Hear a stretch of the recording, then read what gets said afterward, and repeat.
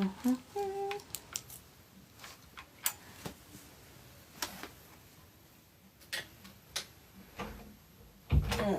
hit that button a little early.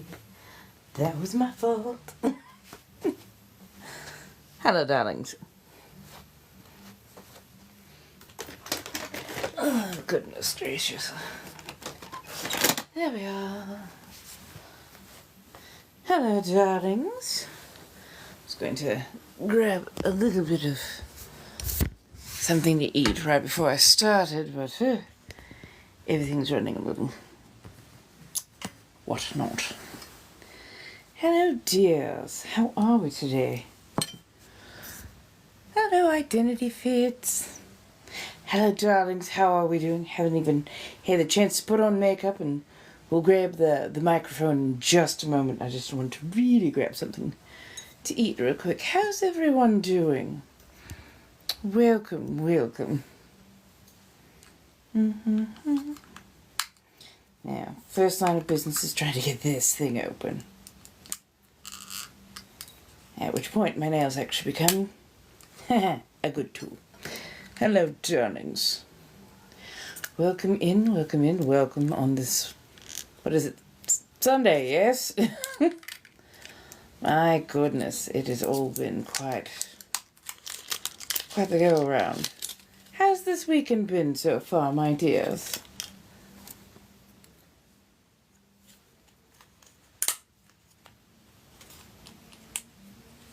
Hello, darlings. Welcome in. Ta-ta-ta. There we are. If you've never seen it before, pardon the fingers. Lychee. How's everyone doing? Come in, come in. My goodness, I'm looking especially pale. I really do need to take a little bit more time out in the sun, maybe tomorrow. Hello, darlings. Oh, that's delightful. Hello, hello, welcome. Come on in. How are you, my dear? I hit the button a little bit early, so here we are. Here we start. Going on a hike tomorrow. Darling, when I said take a hike, I didn't think you'd take it literally. Are you going to have a good hike? Like, is this a hike that you wanted to take, that you planned on? Is it a date kind of thing, or is it just, out and about wandering for fun? Ooh, we love a good pork rib. That is absolutely sumptuous. Pretty good. I'm about to tuck into a little bit of pozole, so should be even better moment's notice, and have a bit of lychee ramen, so. And I mean, that makes sense. Hello, hello, hello, darlings. Welcome, welcome. So, landlord makes a lot of beautiful homemade meals and whatnot, and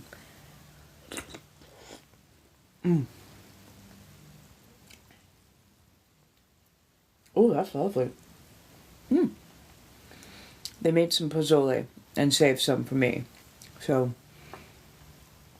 hominy, onion, cilantro, cabbage, pork, all of it's homemade, and it's absolutely fantastic. And I'm sitting here right now, besides some things that I'm hanging, that I'm growing. I think I'm going to blend up some prosperity oil and possibly some cord cutting oil as well. So if you're looking for tinctures, oils, whatnot, I'm going to try making some small batches first, and then going from there. And I was even, where did I put them? I was even able to find, there we are. I was even able to find Very, very small, wonderful little glass bottles. So I think I'm going to do maybe a little bit of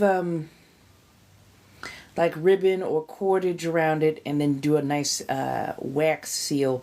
I'm trying to figure out the best way to make sure it's like sealed, because they will be actually up for sale. So there we go. Hello Liz, hey Robbie, how you doing? Oh, it is. I'm loving this because it's actually been like well cooked. So that's hominy, or basically a very particular type of corn. But yeah, it's been long, slow cooked. It's really, really nice. Gently spicy, which I'm appreciating because I'm a little bit clogged up. I'm thinking again that it's probably just, it's been a lot of allergies going on lately. Because, you know, spring and everything has sprung, to say the least. Pozole. So it is a traditional Mexican soup. Trying to drain. Beautiful, like, clear broth, a little bit of spice and whatnot. Fresh onion. This type of large corn that has to be processed by slow cooking so that it becomes very, very tender. Cabbage, cilantro, a bit of pork that's been lovely slow cooked. A little bit of cabbage added. Let me see if I can actually pick up. So like that is the piece of pork that is in there. It's part of I want to say it's a pork knuckle. I'm not sure exactly where the pork is coming from, but it's got a bit of bone in it, but also a lovely bit of like cartilage and whatnot. So as it has been slow cooked, it has been making the soup, the broth, very, very rich in a fabulous way.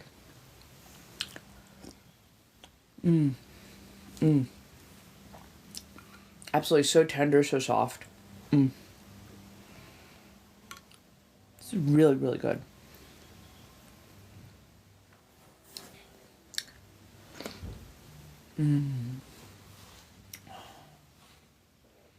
It's so fantastic. Like, it's warm, it's comforting.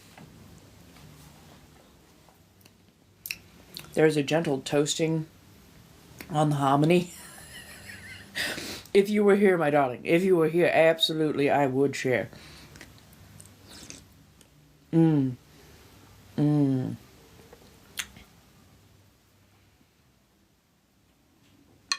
adoring this. This is like soup that makes you feel better when you're sick.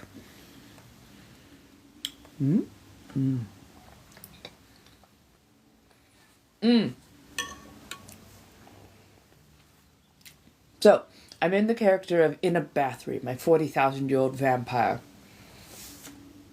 So I am doing basically an approximation of a 1700s colonial, American colonial accent.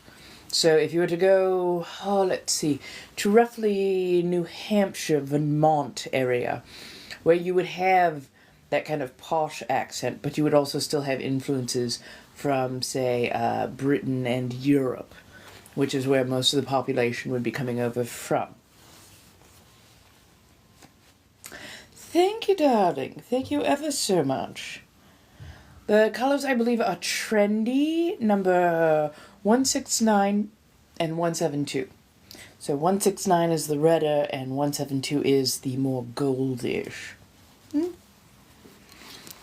For this particular character, 40,000-year-old vampire.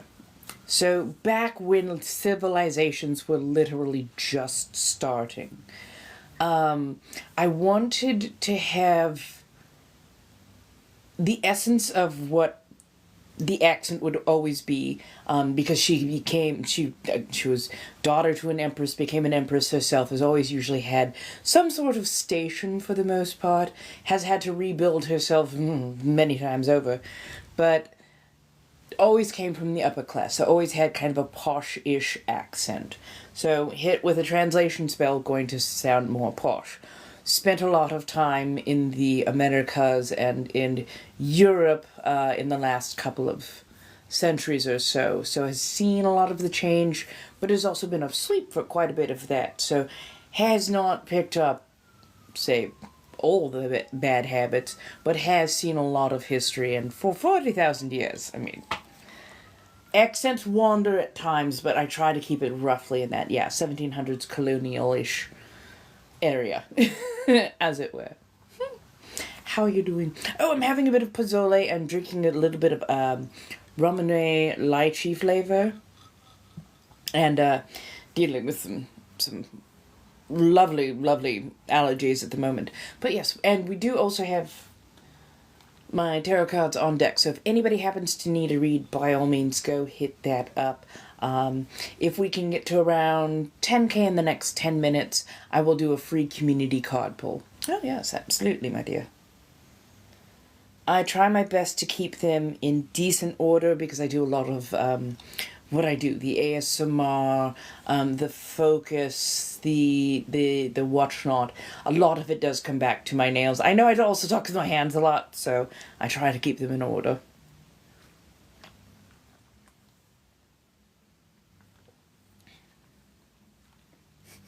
Oh, thank you. Oh, I can't stand it. Oh, I can't. I couldn't watch Naruto. I muscled through 3 seasons. 3 seasons. 3. And in the American English dub, his catchphrase of choice is, "Believe it." I believe if you say that one more time, tiny child, I might punch you for distance. So yeah, I made it through 3 seasons of Naruto, and I'm like, I couldn't do it anymore. I just could not do it anymore, because it was like every second sentence out of his mouth ended with, "Believe it." No! I refuse. Your sentence out of his mouth ended with, "Believe it." No! I refuse. You have annoyed me enough that I can no longer believe it, so no, absolutely not. Go get wrecked. I hope you know all the Hokage are disappointed in you. May the Hashira be your ruin. I can't. I'm sorry. And I'm an old head, okay? I'm an old head. I was alive and renting anime on VHS with fans for fans subbing and dubbing. Yeah.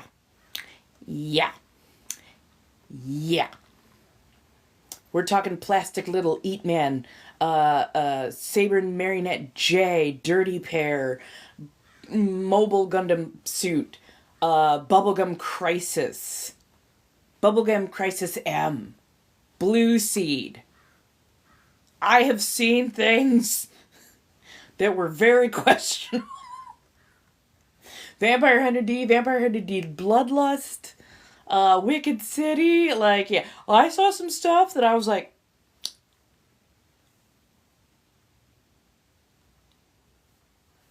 I have questions, and I'm afraid of the answers. Old school into anime. Just saying.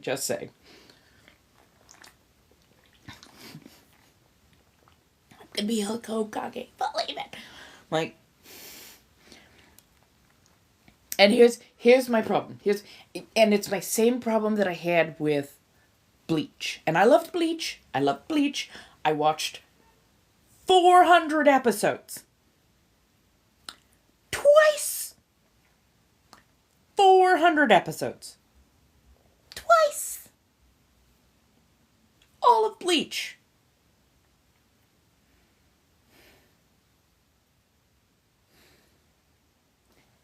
They took too long. They took too long to get anything done. They took too long to develop their characters, and quite often, like their later episodes, so much better. Those beginning seasons were rough. super rough, lots of filler. I wish they had waited longer so that they could have taken what was actually needed and left behind the stuff that did not need to be, and didn't take 5 seasons to get anywhere.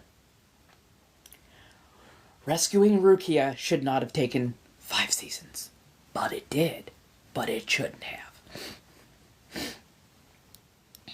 Oh, yeah. Oh, yeah, no. So, for me, just me, own opinion, nobody else needs to follow. It's perfectly fine. But as for my own opinion, I was not a huge fan. Flash goal. 9 gifters in 15 minutes of those heart me's. So if you have not gifted one of those to me today, you absolutely can. And it's something that's TikTok is doing. So I was not a fan of the art. Okay, I watched Astro Boy. I was also not a huge fan of that particular art. So the art was one of the first things.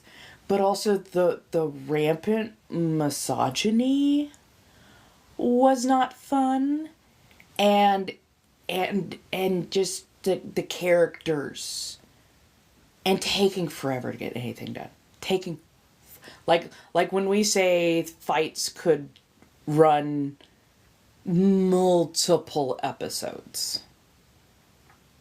And it's not like they were doing a lot of moving. It was a lot of blurred motion. Like they are famous for using the streaks. Okay. Again, this is old school.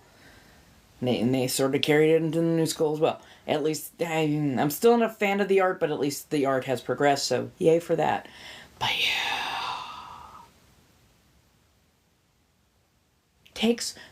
Fights would take forever. Fights would take absolutely for frickin' ever. And if you're gonna market your show on its amazing, blazing, fast-paced fights and whatnot, you can't just literally make, like, using the same frame over and over and over again and just flipping them back and forth going, ooh, look, they're fighting. It's like they're not fighting. You're using like the same 10 cells, like, and no background because it's all blurred out by the amazing amount of light that they're producing. Like,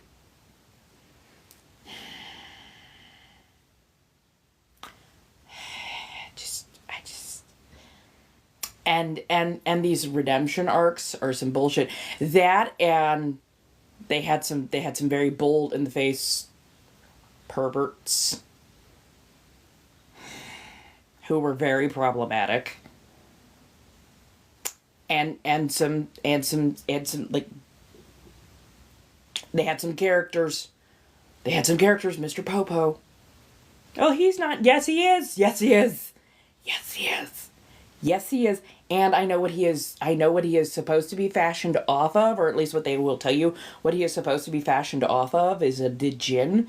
If that was true, Dijins tend to have tusks, horn, demonic features. He has, like, literally none of those, but he does have a very tropic, stereotypical minstrel show-esque mouth that was well known.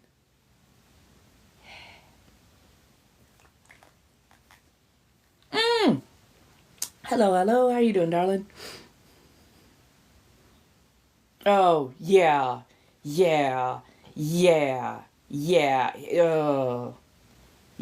Hunter x Hunter had its problems, Naruto's had its problems, and, like, here's the thing, I'm sorry, I'm gonna flip into my casual, hey, how you doing, Miss Tyler?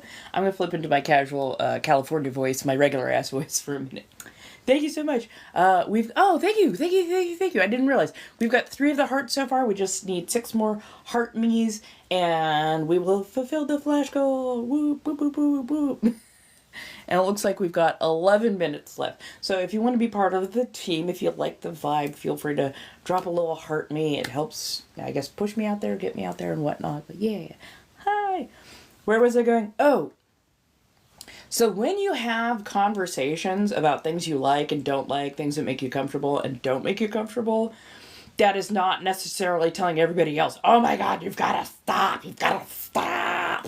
No, it's like literally just, I am recognizing what makes me comfortable and not comfortable. And the things that I am like, yeah, I wish, yeah, no, it hasn't aged well. What I'm saying is, moving forward, we should probably try not to do those things again. Because they're problematic. Like when they keep putting teenagers in harm's way, in peril, or using them for fan service. Like, I'm like, ew. It's kind of ew. It's ew. How about we start aging characters up and maybe putting a lot more consent on that fan service? That'd be really nice. That'd be really wonderful. Because here's the thing. I don't want to get completely rid of fan service. I just don't like fan service that involves people under a certain age. Because it's creepy. Because they're still high schoolers. Or grade schoolers. Or middle schoolers. I'm like, yeah, no, that's really uncomfortable. We should age that up. If we age that up and put some consent on it, then it makes it a bit more, like, funny. It makes it a ha-ha. At least everybody's in on the joke. Well, and certain things are, like, cultural markers. But yeah, like, some of it's just the art style choices.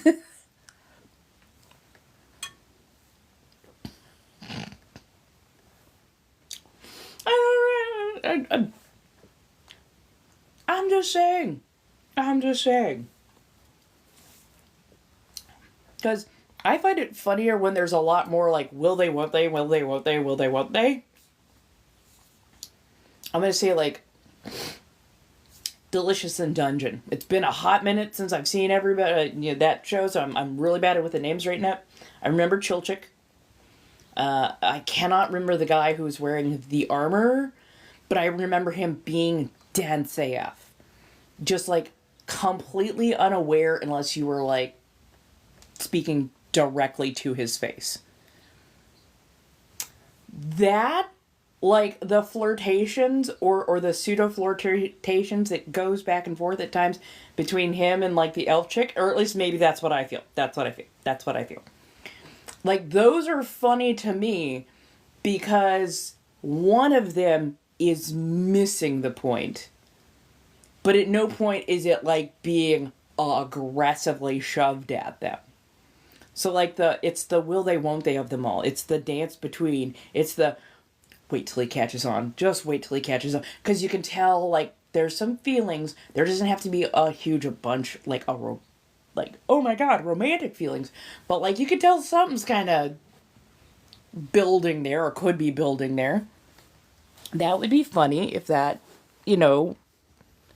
came to fruition. Especially since both of them are, like, consenting adults. Like, both of them are consenting adults. Like, adults. The problem with, like, people like, or not people, but, like, characters like Bon, in Seven Deadly Sins, and the person he's apparently in love with is that even though her age is 1000, she is still very much a child for her society and for her species. She doesn't even have her wings yet. And he gets her confused with an actual, like, human child. That's a problem. Right? Well, and I won't even just put this on men. They also do this particular character choice with having an aggressive, usually older female. And it's really kind of it's uncomfort. It's uncomfy. So like Makima, which yeah, I know she's a devil, but still Makima from Chainsaw Man, and the chick with the one eye. The chick with the eye patch, that one was like surprising that they went that way. Ooh, it's pozole. It's a really, really nice pozole. I swear to God, I'm eating it. But yeah, like, I find it so uncomfortable that they decided to go that route with him. Also because I thought Denji was like late teens, early 20s, street urchin-ish. And then they clarify that no, he's like 16. I'm like, nope. Nope. That just made a lot of this interaction / series very uncomfortable. Nope. Nope, nope. Nope, nope, nope. Hey, how you doing, boo? Right. And my whole thing is if they just made everybody adult age. Make them drinking age. Make them all like 21 and older. You'd still have that great story, but a lot more of their angst, a lot more of what they're going through, what they're processing, and what they're up against would make way more sense because they're actually adults now. Hey, Lauren. Hello. We were talking about anime.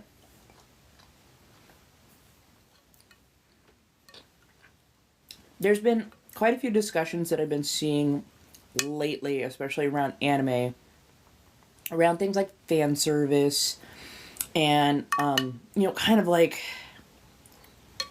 also the puritanism around like certain animes and fanfic and that kind of stuff.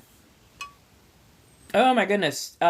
Brace yourself when it comes to Berserk. There is a lot that goes on there, and it can be very jarring. But I did, like, as much as I didn't like Berserk for certain things, I did like Berserk because they were all adults, so it absolutely made sense why they were going through what they were going through and why they were up against what they were up against. I'm like, okay, they're making the damn choice, but god dang.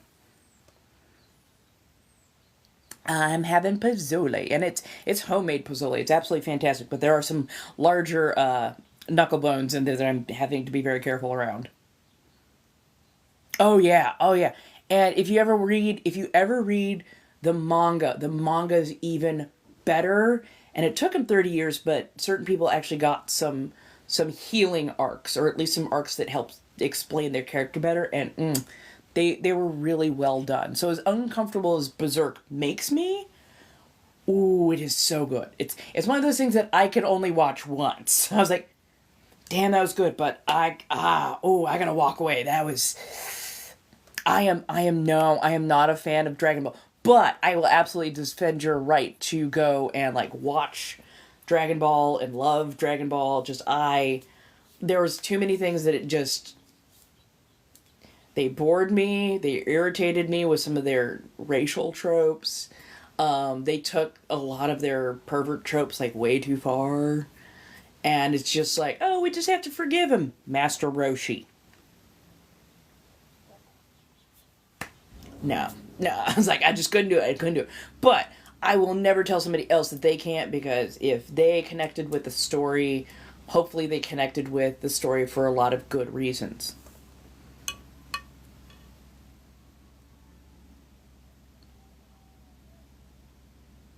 What the? I swear, it's like they can't mind their own business, and they don't want you to have a clean living area. I swear. Oh yeah, I love sci-fi. Dune is a fantastic book.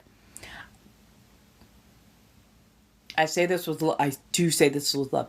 The white savior narrative of it all. But the overall story, the overall fantasy of it all, it is very compelling, and there are so many books. So you're going to be reading for a while.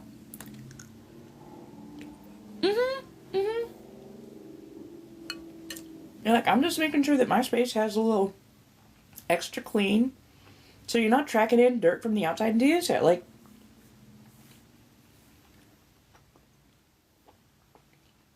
this is why they don't know what community is. Oh my god, that is so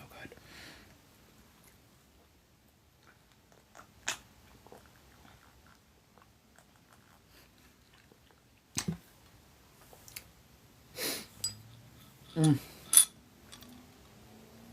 Lychee ramen is nice. It's really light. It's not overly perfumey. I can appreciate this. I'll put on lo-fi in just a bit.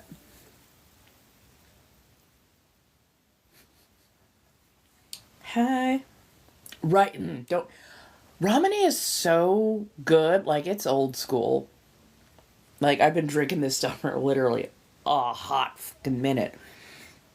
But I love it because it's always so refreshing and it feels like lighter, not so intense when it comes to the sugar content. So I appreciate it. Right? Mm-hmm. Calpico is definitely good as a what do you call it? Calpico is good as a non-carbonated drink, as is Calpis, Calpis. Spelled a slightly different way. That is not the same thing. And Pocari Sweat. Both of those are really good sports drinks. Now, if we're going coffees, there's an old company called Mr. Bond. I don't think they manufacture it anymore, but I have found that UCC has been my tried and true for like forever and a day. I love a good canned drink. I don't know why. I like brewing fresh coffee, especially from fresh ground beans, but there is an art to Japanese sodas and Japanese canned drinks, especially like their teas and coffees. Oh. Oh my god. If you ever get them, Lee's, it's Lee's Sandwiches. And they do a Vietnamese coffee that is so good. It is bitter. It punches you in the back of the throat. But it's the kind, like, if you order a large, it will literally last you all day long, and you can refill the ice on that. It is so fantastic. Hey, Sheena. Oh, yeah, no. Yeah, and I like that they don't go over the top with a lot of their sodas, or their drinks even. They give you flavor, and they give you good flavor, but they don't like, oh my god, we've got to put so much, sugar and syrup and everything. We got to make it thick and rich and like, they're like, we're going to give you a nice taste experience. And you're like, okay, I understand this. So like this whole bottle has 190 calories for 200 milliliters. And then this is... Okay, so this is about double. Yeah, it's about double. But comes in at 210.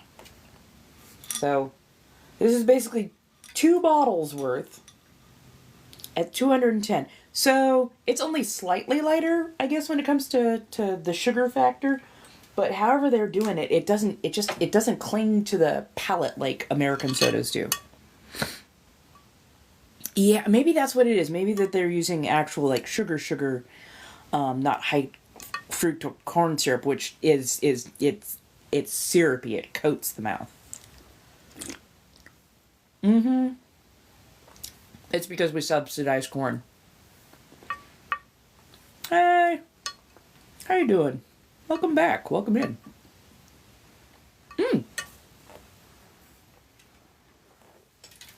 Cherry Pepsi. They're not paying me anything for that. I just happen to enjoy a cola type beverage, and they rarely have RC Cola. I'm like, I don't know why, but everywhere I'm going, like, they'll have the big, 12 pack, but I'm just like, I just want a singular. And it's like, go to the $1.25 store and there's like the cherry Pepsi. I'm like, I can rock with that. Mm-hmm.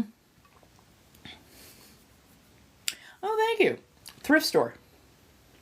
absolutely adore going to thrift stores, little antique places, yard sales, estate sales. You can get a lot of stuff for inexpensive, and I like making use of it.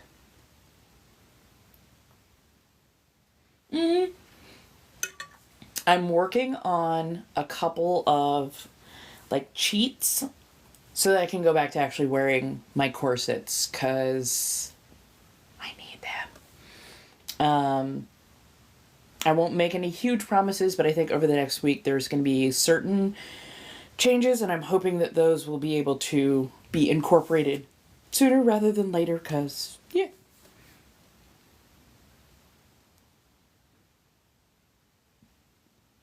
Some I will. Some I will. There have been a few, like, antique stores or a couple of places I walked into that I'm like, vibe is off. But other places I've walked into and I'm like, ooh, this vibe is good. So, like, Out of the Closet has always been a good experience for me. And they have a lot of, like, old school stuff in them. So sometimes it's just whoever's running the place, if you know what I mean.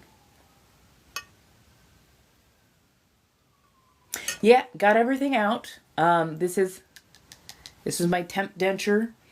Right now we are doing everything we can to survive and whatnot, and hopefully I can get these replaced sooner rather than later, which would be lovely.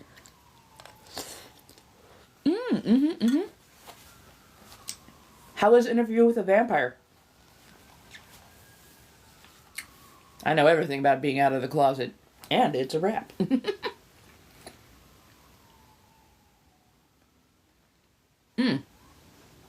So usually, especially if you're a person who connects with stone, I want to say tourmaline, hematite, obsidian, a lot of your black stones will absorb negativity for you. Or finding a protective stone. Having like a little satchel or something, like a small, I will not say juju, because I do not mean juju. Juju is part of a closed practice. But if you have yourself a little bag with herbs, spices, rocks, tucked into a pocket, that helps to shield. But also you can also, whisper yourself like a little prayer, a little protection spell before you wander in. Dab on a little bit of protection oil. That tends to be incredibly helpful. And also just like work on turning down the microphone in your head, which can be much easier said than done.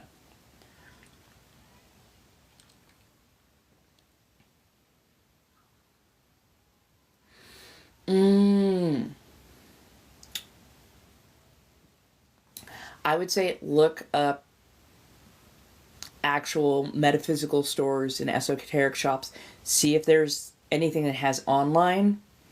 Don't go through like the big rock sellers. I don't always trust a lot of them, because a lot of them will just, it's close enough. It's like, oh no. That, and if you can find a smaller store that has like a literal physical brick and mortar, they tend to know what they're doing a lot more. Go by the vibe. Honestly, the vibe is a lot. And if you happen to have a place nearby, go check them out. See how you like the vibe. Because honestly, the vibe can mean the whole thing.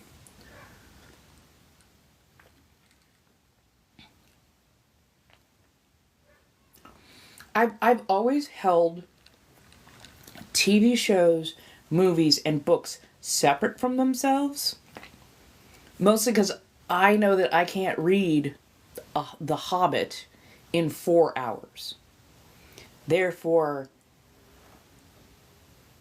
how would you expect anybody to sit through the book if you were to put in every last detail? You'd be there for like what, 8+ hours?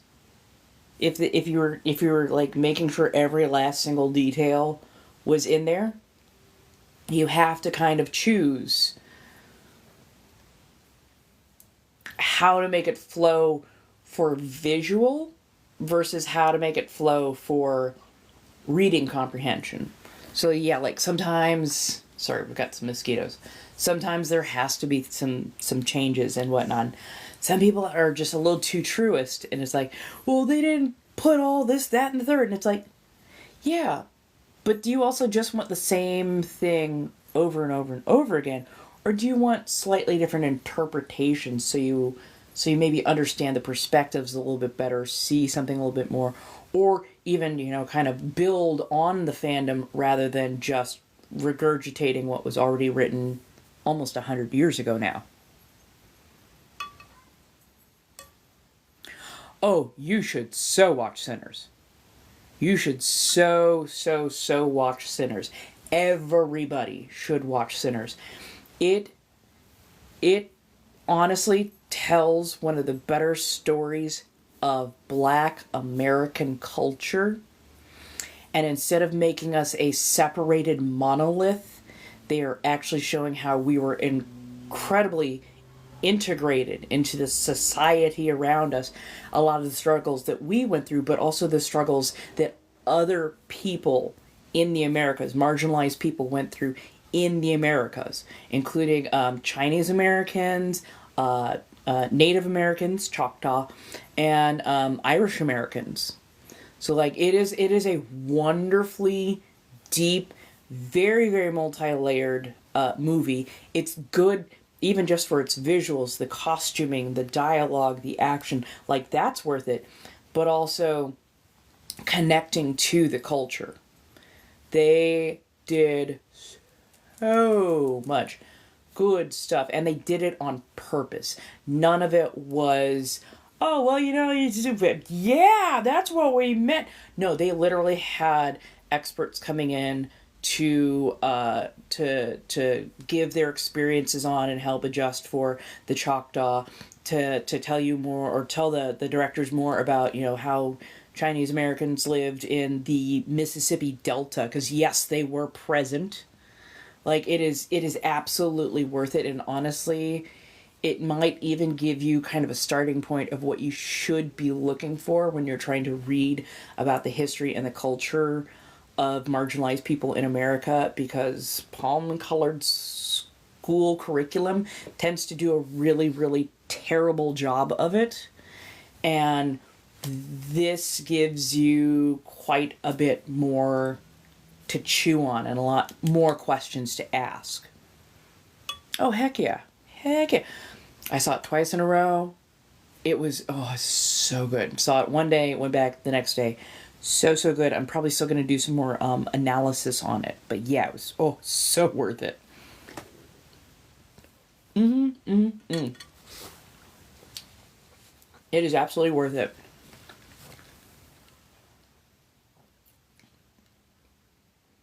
One of my favorite creators on here, Dust Hollow. They're a fairy folklorist. They do such good, informative stuff on here.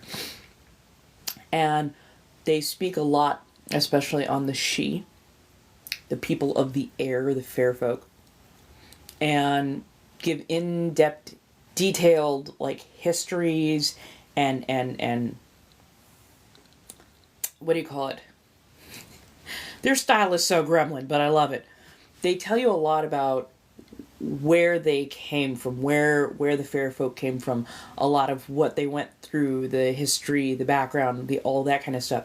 So when you realize that one of the characters there, we know it as one thing, but where he came from, he is known as something else, and how dangerous that something else is, it's so good. There is so much forgotten history. So much people thought that Asian people didn't exist until like after the 1950s, I should say. Like, no. We've had Asian Americans here for quite some time, and a lot of them came over to help with, westward expansion, the railroads, and that kind of thing. But when they did set down root, they were usually only allowed very, very certain jobs. So, butler, or wait staff of a large house, laundromat, cooking.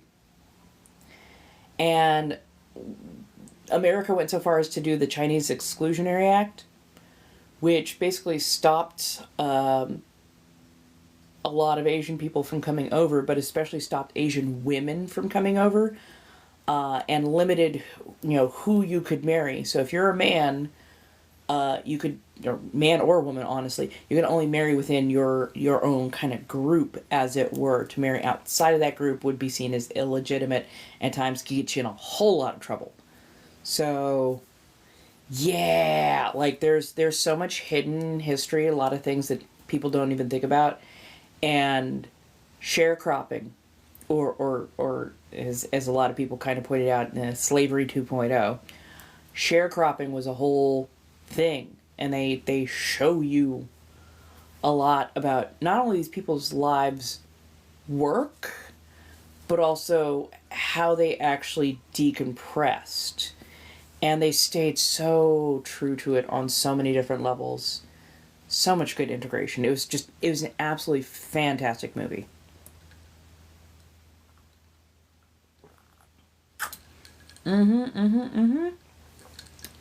Absolutely 100% dude lover. Hey, how you doing, V? Hello, Maka.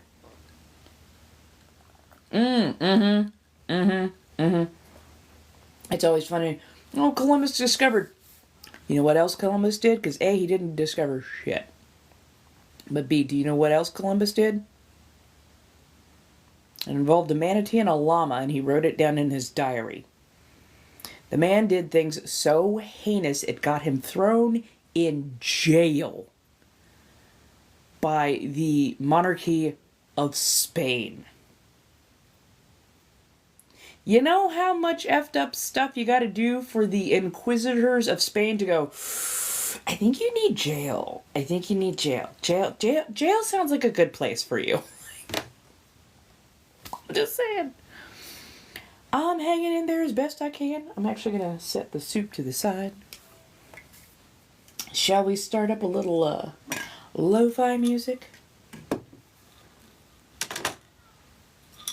I would love that. How is everybody doing? Hopefully we're having a nice kind of decompressing Sunday night. Oh. How's the little one? Hopefully they are doing well. Oh.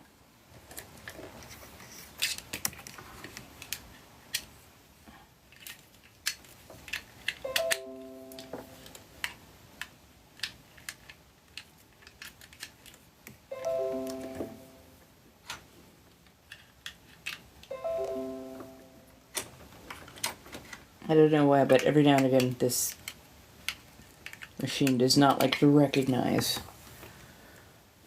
being plugged in. Hello, darlings. Welcome, welcome. How do you do? Come in, come in, come in, come in. I'm just going to put on a quick bit of music. I think we're going to throw on some fangs.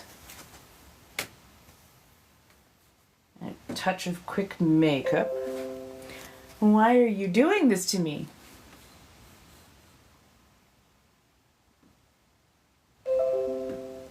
Oh my god, you poor thing, just stop.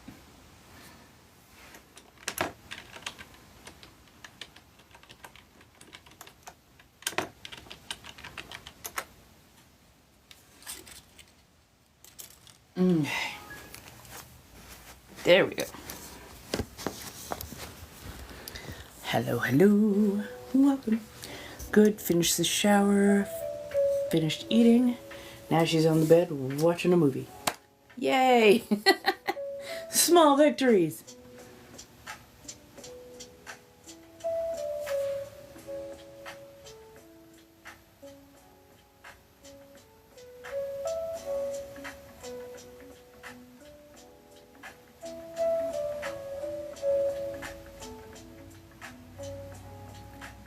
Oh yeah, there are some things that don't always translate, or some things that sound like but have nothing to do with. But yeah. Sometimes it's also a little hard to keep up with all of them. Whoop. But hey, oh my goodness. I'm so sorry, darlings. Sometimes it's a little hard to keep up with everything.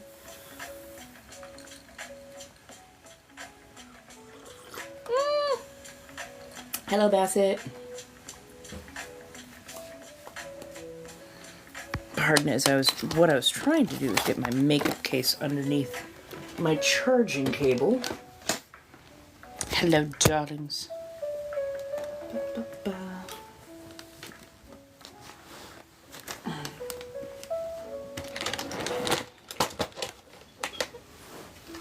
Hello, dears.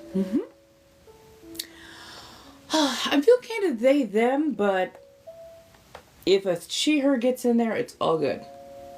There we go. I think I'm gonna do another bridge, I want to say.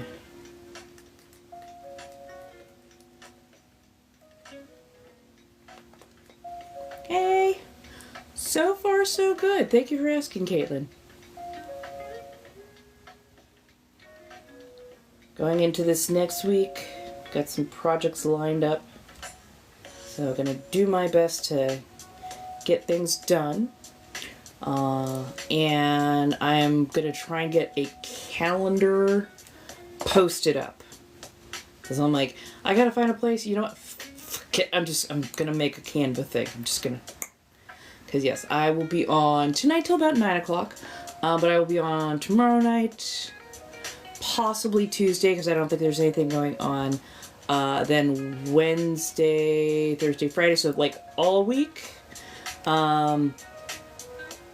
I'm gonna get stuff posted up on my Mayhem Marketplace, including Spellworks and whatnot. Right now I'm working on a Prosperity blend, so... Oh! I just posted a label maker on my Throne account, so if somebody wants to grab that for me, I would love you to bits and pieces. I would like to have a little bit of labeling that I can put on for my stuff as I just start doing this. But yeah. I figure I'm really good at going and shopping for others, so putting together kits and packages for them, especially when it comes to spellcrafting, sometimes makes it a little bit easier and a little bit less daunting.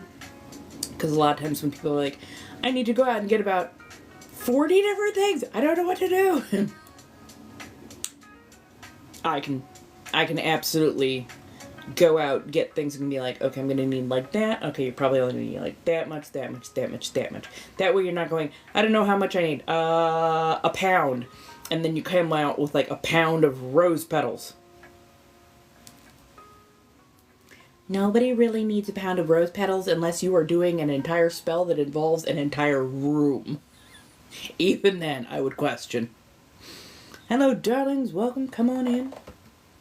How do you do? Let's see, which things do I need?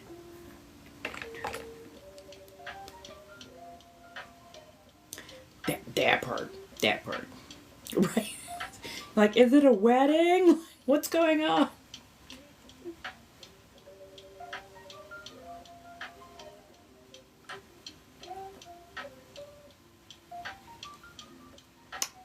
There we go.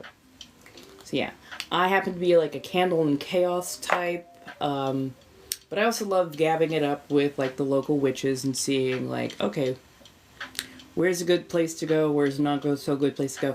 And I know some great places to go, so I know of at least a couple, thank you, darling. I know of a couple of really good places to go to get all the ingredients, all of the oils, and it's from a source that I actually trust. She's grumpy at times, but rightfully so. But yeah.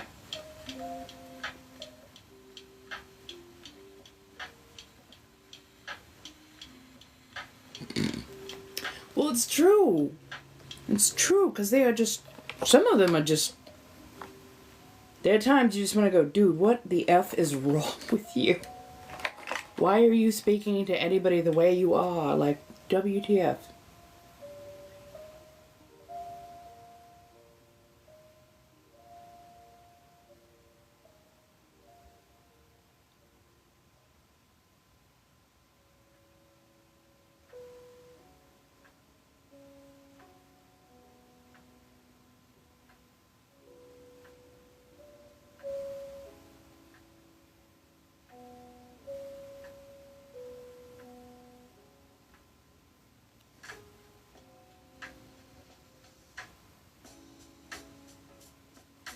Pardon as I'm putting it on there.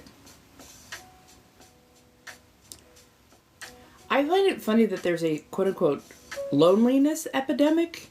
And I'm like, is it a loneliness epidemic, or have you just not understood how to actually interact with people and be polite and empathetic and listen to what they actually want instead of going, no, that's not what you want, that's not what they want, that's not what they want. What? I know it's not easy, but like if you can separate. If you can go your separate ways, go your separate ways. Like, be happy and healthy for yourself, because you only got this one voice and this only one life, this go around. But yeah, it's just like there are times that I'm just like, dude, have you ever just tried listening? No, you don't. That's the problem. If you had, you wouldn't be saying like half the shit you are. Yes, I can. Yes, I can. I'm actually gonna start offering that as a service. Is either putting together spells and whatnot for other people, or actually doing spells and whatnot for other people. I am just figuring out a very, very clear scope of what I want to offer, because like things where you're like, oh, I just want this person. I'm like, yeah, no. I don't do those. Those are A, heavily taxing on the caster's body, but also B, I don't know your actual situation. So that could come back in a nasty, nasty way. Oh my god, yeah. We suffer in silence. Do you? Because I hear about it all the time. Like, trust me, you ain't suffering in silence. You ain't suffering in silence at all. But like cord cutting spells, yeah. Road openers, yes. Attraction spells, yes. Love spells, no. I'm not about to circumvent anybody's free will, especially when it comes to things like love. But if we're talking attracting a healthy partner or healthy things towards you, absolutely. So yeah.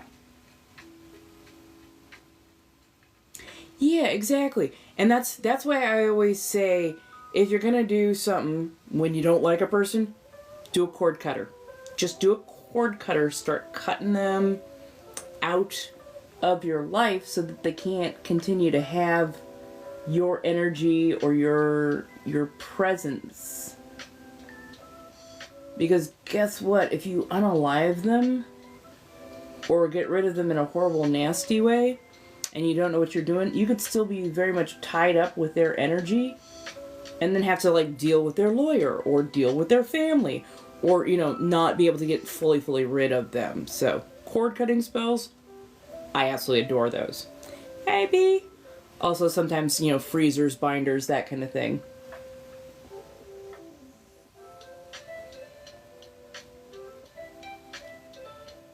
Cord cutters just tend to be far more gentle, far more manageable, I'm just saying.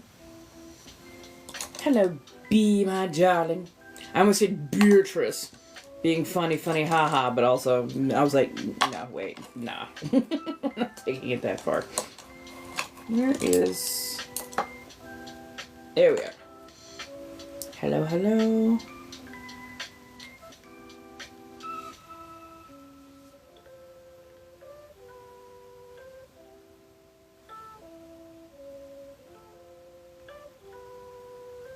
Right, yeah, I was like, yeah, no. Even if it's a funny haha, no, I don't think that joke's gonna fully land, so you know what?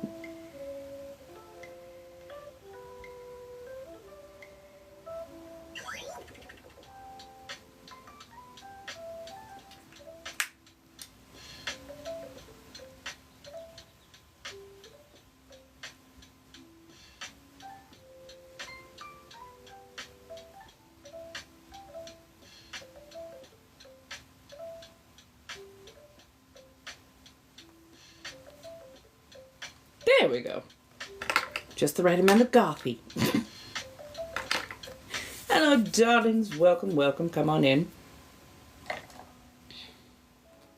How is everyone this evening?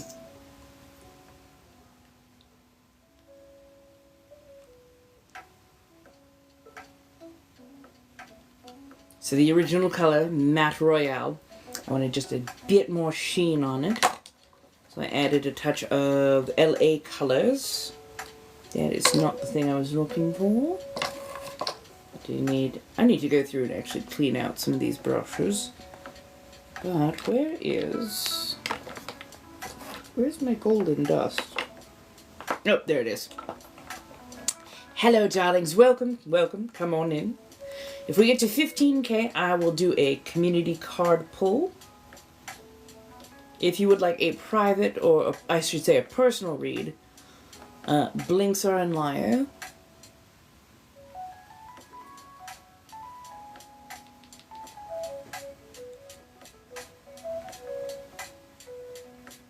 And it is 5 per card. And if you do 11-11, I will throw in a pendulum.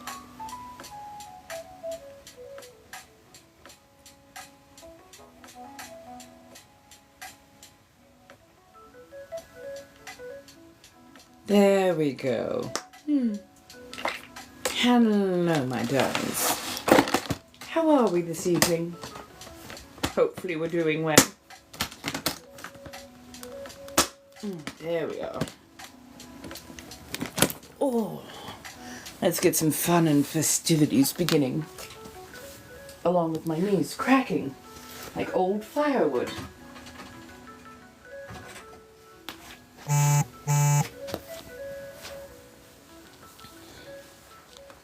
Hello, darlings.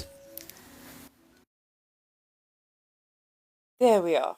How are you, my dears? Do come in, do come in. So, if you have any questions for me, by all means, go ahead and ask. Let me grab, I think we're gonna grab Shadowscape today, because that is the one. Are we playing hide and seek? Apparently we're playing hide and seek for a moment. Oh, there they are. Found them.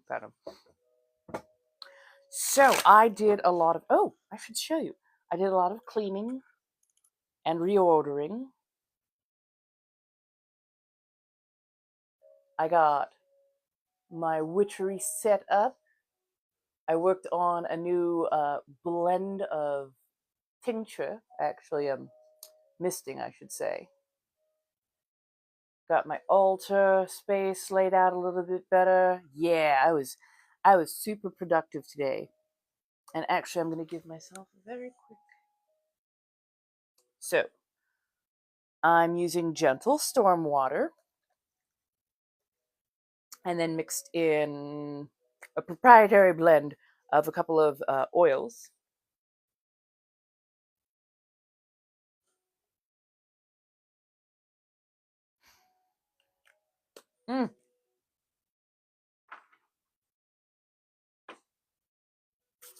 Oh, that works. Oh, that's nice. Just a little bit of oil, not too heavily, but enough that it has an absolutely lovely scent, and it should hopefully do what it's supposed to do. Yes. I think I might pick up a couple more bottles about roughly that size and start making some proprietary blends of mists and sprays and whatnot. I want to try out a few different ones, so they might be up for offer in the next day or so. And they are going to be, let's see, what did I use? That was Gentle Storm Water, taken during a solar eclipse. And then I've also got eclipse water, and I've got like lunar eclipse, and I have solar eclipse water. So I think I'm going to be using those in a couple of different sprays, tinctures, and otherwise. So yeah. Hello, darlings. Welcome. How are you doing? Come on in. Oh, thank you so much for the gifty. I appreciate that. Hello, Fabiano. How are you doing, my darling?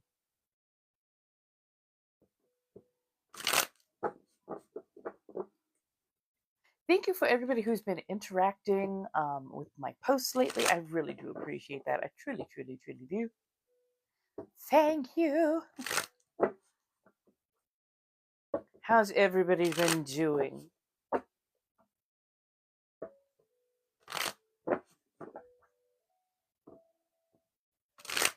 Got a little lo-fi going on in the background. Yes. I read tarot cards. I am a practicing witch. I've been practicing for like 25 years now. Learned to do tarot cards about 15 years ago. Really started leaning into actually reading them for the masses about 2 years ago. And yeah, I've got a lot of knowledge, and I've realized that I'd be a really good, or at least I hope that I'd be a very good person to help introduce people in and really get started on their journey. Because while I am in my now mid 40s or so, I'm still learning a lot of things and refining certain higher level stuff, but I can absolutely give help when it comes to like base level. Let's get started and let's try and get you going in the right direction. Love it. Oh, you did a total body workout today.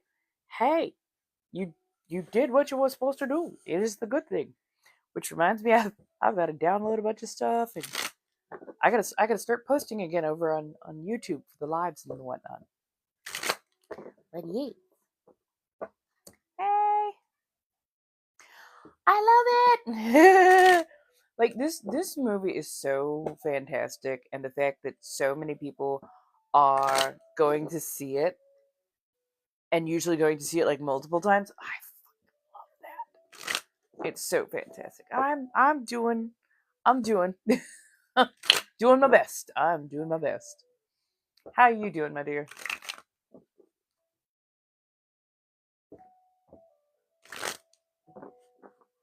What kind of florals are you using? Thank you, Playful. I appreciate it. I don't know what is still left on my gift gallery. If somebody could tell me, that'd be fantastic.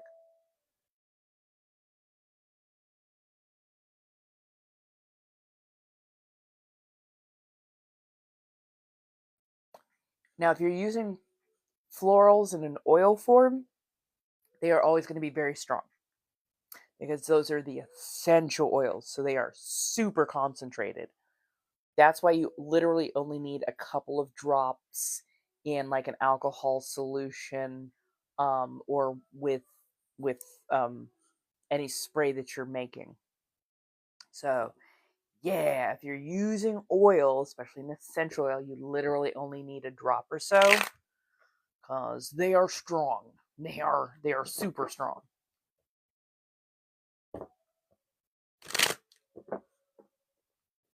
Heck yeah, no, you need that. You need those little things every now and again. I'm just saying.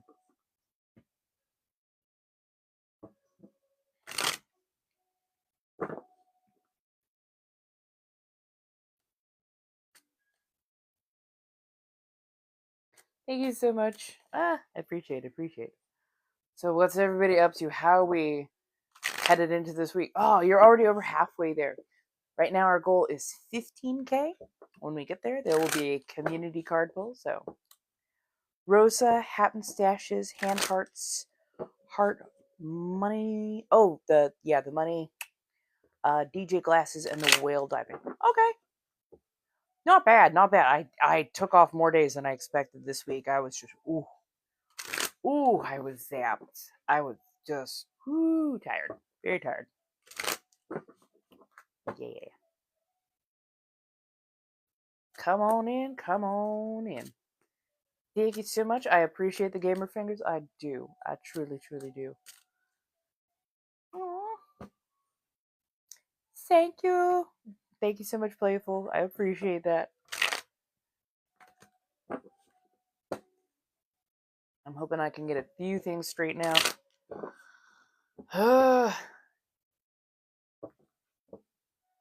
I want to be on, I think, almost every night doing card reads. I got some bills and whatnot that I need to pay, that I want to pay and whatnot. But also my birthday is coming up in a couple of weeks, and I really, really, really want to go to DomCon LA. Get some classes and whatnot. So working hard towards goals. Hello everyone, how are you doing, my dears? Welcome in, bienvenue.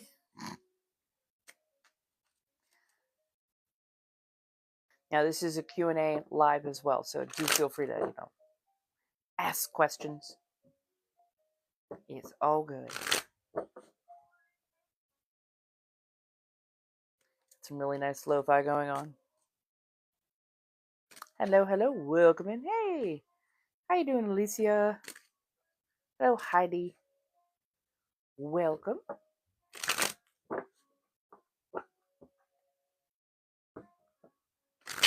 I think I'm going to spend a good long amount of time out in the sun tomorrow. I am looking so pale.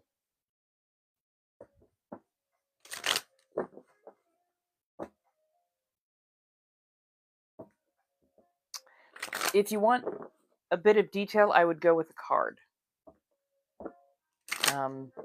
I could do pendulum, but I mean, surgery tends to be a little bit more complicated. But also, I mean, like, don't freak yourself out. Like, the more you stress out before you go into a surgery, like, gets your body on high tension, high cortisol. So just breathe, relax, have at least a little bit of faith, hopefully. Hello, Heidi. How you doing, darling? Hello, hello. Welcome on in. A Cherry Ann. A mix. Oh, it's a partial hysterectomy. Oh, you've come to the right place. Let's put it that way. You've come to the right place.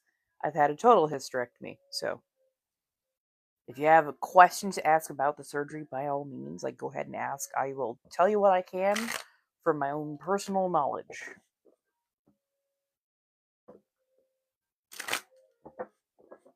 Oh, that part. 1,000% that part. Like, if you garden, be very truthful with them that you garden. And like, hey, I garden to help reduce my stress and whatnot.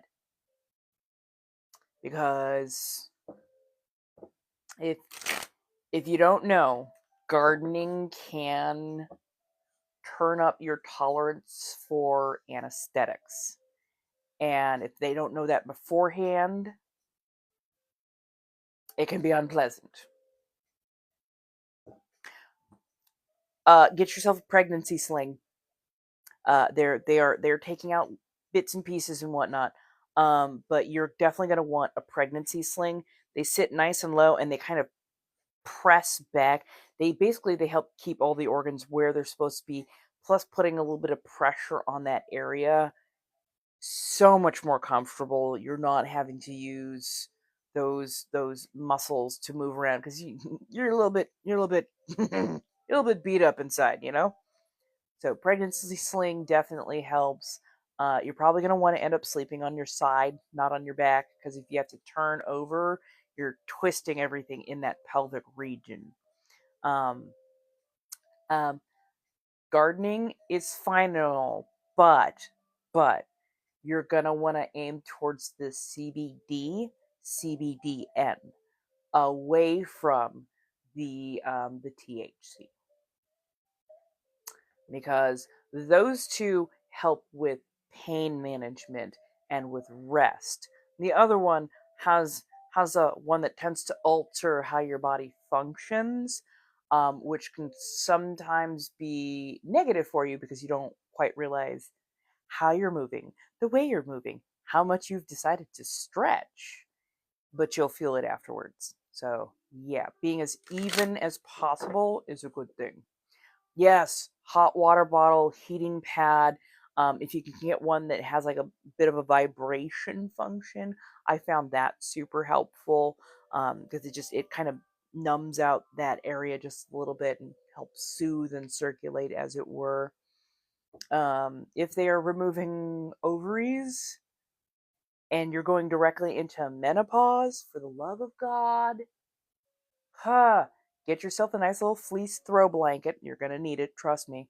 Because they tell you about the hot flashes. They don't tell you about the cold flashes. Hot flashes feel like somebody has lit a campfire in your chest and just poured whiskey on it.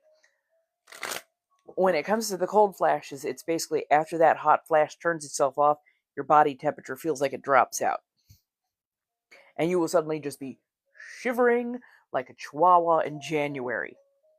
That's where the throw blanket comes in. You just throw it over your shoulders or over your lap, however you feel, and let your body decide if it's going to regulate temperature, if it's going to throw you another flash.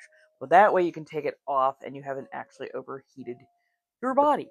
Yeah, temperature regulation is a bitch. I now understand why old women have like shawls all the time. Because you're like, oh God, I'm so hot. You throw that shawl off, you're like, nope, freezing cold, freezing cold. Middle grounded, middle grounded. Okay, cool. Yeah. I mean, I definitely understand being nervous, but honestly, it is a decently simple operation and usually goes without too many hitches. They just, for whatever reason, do not seem to understand that you got to tell the person being operated on just the simple stuff. Just the simple. Well, we were able to get all of X, Y, Z, and ABC with the pericardial. Da, da, da, da, da, da. You're like, Doc, I just need to know whether or not that water slide is supposed to function, and if it is supposed to function, how long till I can actually use it? Which again, I made some of my doctors and surgical teams just absolutely high laughing. They're like, I'm like, hey, I need to know, okay? I need to know so that, just in case I'm feeling frisky in like 6 weeks and you're like, nah, you need to wait 8. I'm gonna go, okay, I may feel frisky, but they said 8. I'm gonna wait. I'll wait. Because I don't need to go back into the ER because I decided to jump the gun on something. So, yeah. So, yeah, just ask the embarrassing questions. Ask the odd questions. Like, it is your body. Sometimes you have to ask just the most random stuff to them. And I mean, I'm not saying Reddit is the best information source, but like look on forums, especially forums that center around people who have gotten hysterectomies. Like, hey, what's one thing you would have liked to have known, before? Oh, thank you. Hi, Stephanie. How you doing? How you doing? I appreciate you. Otto. Mm-hmm. Mm-hmm. Like, ask all the questions, because honestly, I wish I had known a lot more before I got mine done. I wish I had known a lot more before I got my dentures and stuff done. Some of it has definitely been a learning curve, but when you start getting into those forums, even if you're not like asking questions out loud, a lot of times those questions have been asked. Just go spooling through and like, make sure that you're, upvoting, commenting, or whatever to help bump it up for people. But yeah, like, the information is out there. Just do a little gentle digging and make sure you always cross reference. Ah, nice. Yay. Mm-hmm, mm-hmm, mm-hmm. Hello, hello. How are you doing, Arista? Let me see. Arisis. Arisis. Sorry about that. Arisis, Arisis. Let me know phonetically. I'll try and remember it.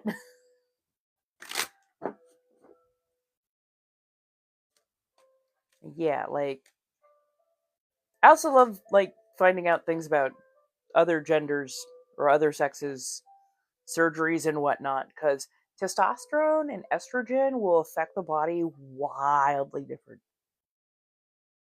Eris, okay, okay, that makes sense. Thank you so much. I appreciate you giving me at least something to go on so I can pronounce it a little bit more correctly. Thank you. Hello, welcome in.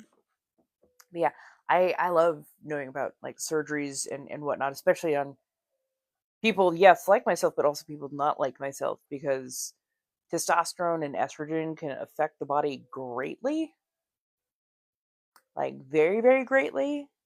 Estrogen tends to make you keep on more body weight, but it also turns your temperature down a bit. Whereas testosterone kind of does the opposite, makes your body burn faster and tends to turn up the heat. So yeah, like there are big differences between what people are going to go through. Um, when it comes to getting surgeries and whatnot and how they process it. And some of it is also based on your genetic makeup. So, like, certain people are very, very sensitive to being anesthetized. Other people, you have to give them what would be considered a dose, and they're still like, yeah, I was asleep for about 90% of that, but there was a good 10% in there where I was very conscious and I did not like that. So, yeah. Oh, thank you, darling. I appreciate it. Right, and we love a good question around here. We love a good, well thought out, respectful question. Even if it's the, I know I'm probably going to get yelled at, but genuinely, like, XYZ, bring it. I love those questions because if they are done in good faith, yes, this is how you learn something, and this is how you pass along information that could make somebody else's life a little bit easier. So, yeah, let's do it. Right? I'm like, I know that I said that I want to wait and like slowly grow out my natural nail. I am so ready to have just 3-inch claws. I just want claws. But yeah, no, I'm with you. I love learning new things. Ah, thank you. Well, welcome to the community. By all means, come on in, decompress. For the most part, we tend to be pretty drama free. Not always, not always. We've got our trolls. We have our moments. But yeah, we tend to be drama free. Hey, how you doing, darling? Welcome. Come on in. Oh, thank you. So apparently, we still got quite a bit of the gift gallery up for grabs. Now, if people do start filling out that gallery, I will actually start doing free card pulls for y'all. And if you're, especially if you're doing the bigger ones, let me know if you'd like that as a personal read or if you want to do that as community raid, because we appreciate it all the way around. So yeah, hey Skillet, welcome on in, my dear. I hope you're all doing quite well.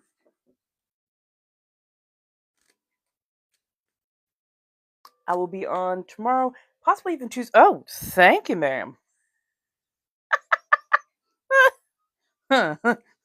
Feel like I'm right back in Sinners. Wow, thank you so much. Thank you, B. You lit up our hat and mustache combo. I very much appreciate it. You are now the number one gifter.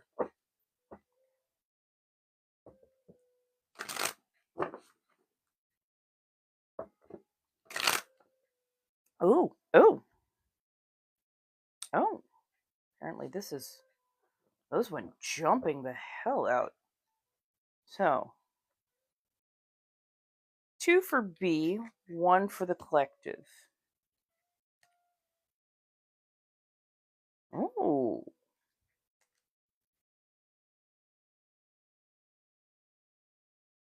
So the moon and the high priestess.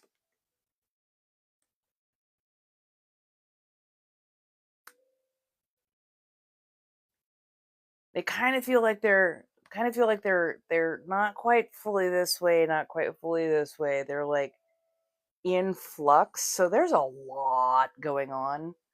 Some of it's very much behind the scenes. The fact that we have a combination of High Priestess and the Moon tells me there's a lot going on behind the scenes, a lot going on in the hidden spaces on the other side of the veil.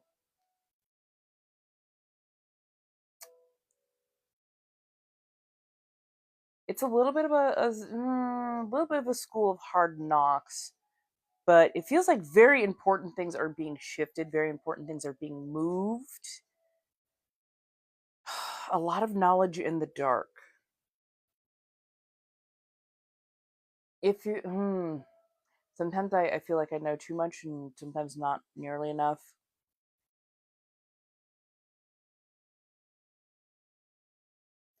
It feels like there's somebody definitely working behind the scenes for you, and they are trying to get things moved in a direction that is more beneficial to you.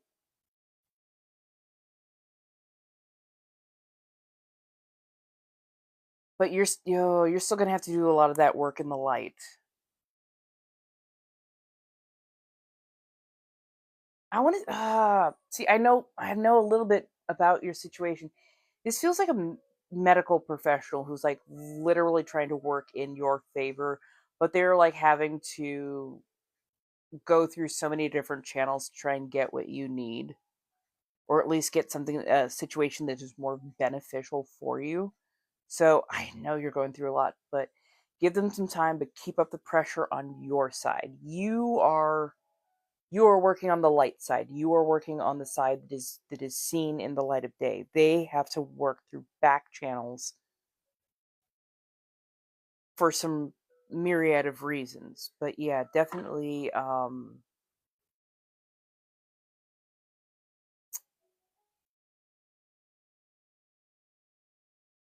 if you happen to click with a doctor who seems to have a little bit more snap than the rest and is a little bit more, yeah, no, we're gonna you know what, let me take care of this. Let me trust them. Trust them that they are on the case and that they are not just going, don't worry, I'll take care of it for you. No. They're on they're on the hunt, they're on the prowl, they're finding all of the little tricks, all the little tips, all the little things that they gotta do in order to get things done.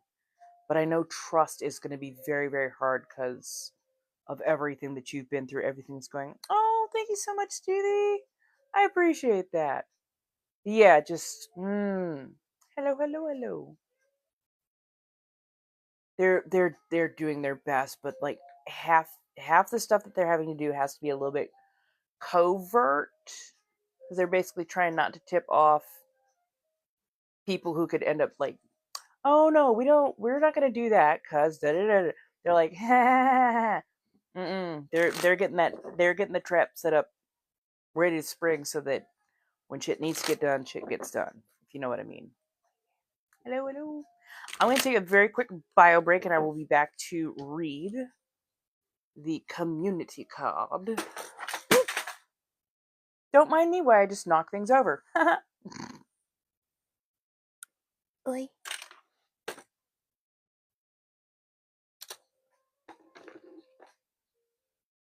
I will be right back, my darling.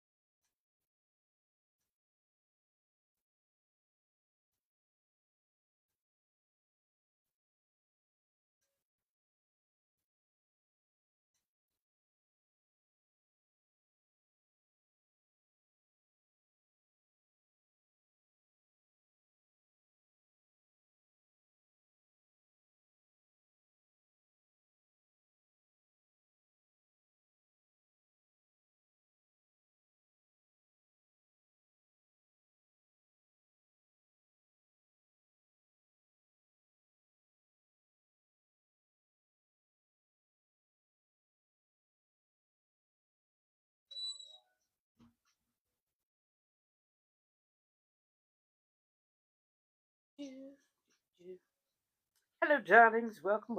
How do you do? Come on in.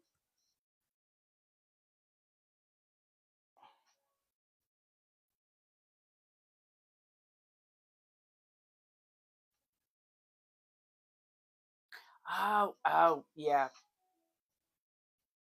Nicely done. Oh, well done. Thank you. Yeah, they love their little tap jail is so that people aren't like using devices to do the tapping. They gave the approximation of what basically a basic or regular person should be able to do in an hour. So they cap you out at something like 3,000 to like 3,500 because they're like anything faster than that, they're probably. And it's like, no, dude. Some of us are just old school gamers. We've got the tappy tappy fingers. Oh, collective. We are going through a King of Cups in reverse.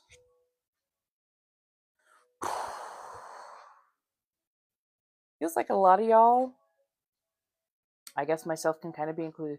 A lot of y'all have been looking for opportunities for good things to come your way, and it feels like it's been a little bit of a dry season. More rightly, it feels like it's just been more dry lately because probably everything is just going on in general.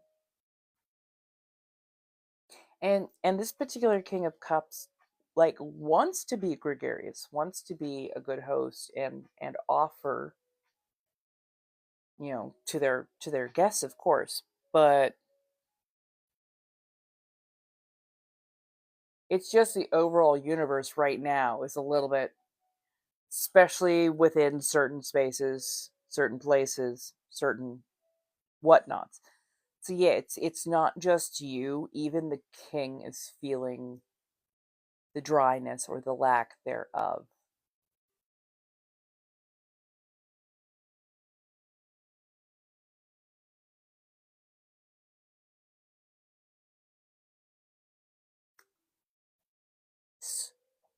Instead of going high, start start looking closer to home. So like instead of going to like the really super fancy bar, if you know what I mean, um try a dive. Try a place that's a little bit, what is the word I am looking for? Community, basically.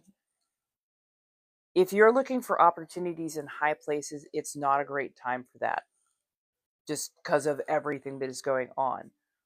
But if you're looking on like more of a community level, maybe some smaller but community based opportunities, those are actually probably going to work out a lot better for you overall.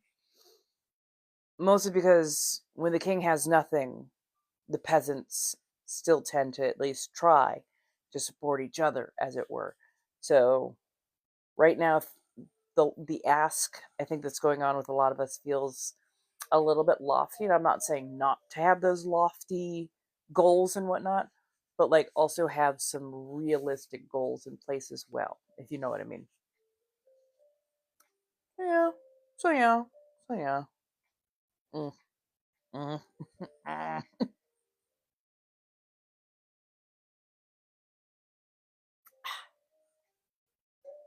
Hello, hello. Right, right. Same, same. I am built with gamer fingers involved, and like the amount of times I've gone, yeah, yeah. Hello, darlings. Welcome, welcome, welcome. Come on in. Our next goal is 30K. That's when we will have the next pull. Yeah, if anybody needs cards, by all means, go ahead. Got the blinks in Lio. Many ways to go about it. And please, by all means, come in, ask questions. I absolutely adore answering them. Sorry, I think I put you in a bad position because I'm staring at. There we are. That's better.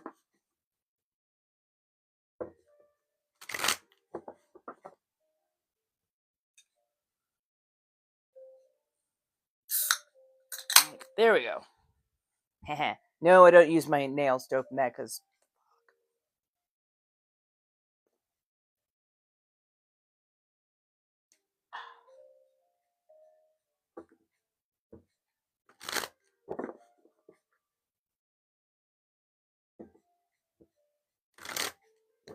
Ooh.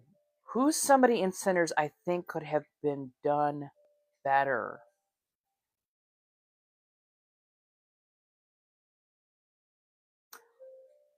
honestly, I wanted more from Remick. I really wanted more from Remick. I know he was not supposed to be the focus. Ooh, I'm so sorry. I know he was not supposed to be the focus of the story, but I really wanted more from him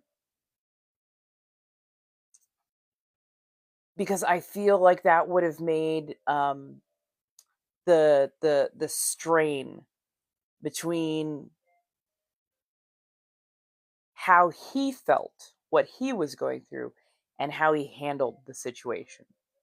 Because, and I'm trying really hard not to spoil anything.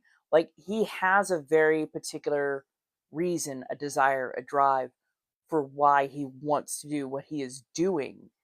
There's a separation from society as a whole that he feels. I wanted to know a little bit more of that. I think it would have made him an even more dynamic character, but it would not have lessened his villainy to have known more of some of the struggles that he was going through and a little bit more of what he was feeling. Um, I would have also loved to have known a little bit more about Grace and Bochow. I think both of them were really, really fun characters, really good characters. But again, I wanted to know a little bit more about their experience within, the Deep South, within Mississippi and whatnot, especially as a store owner. They owned multiple shops. I wanted to know a bit more about how they function and how they straddled the line between certain things. Um, Especially seeing as they were an incredibly small portion of the population that had it better in some ways than, say, the sharecroppers, but did not have it nearly as good in a lot of ways as, say, their palm-colored counterparts. Mm-hmm. Ooh, lavender, rose, and chamomile. That sounds like a good one. Maybe even a hint of mint. Just saying. I'm just saying.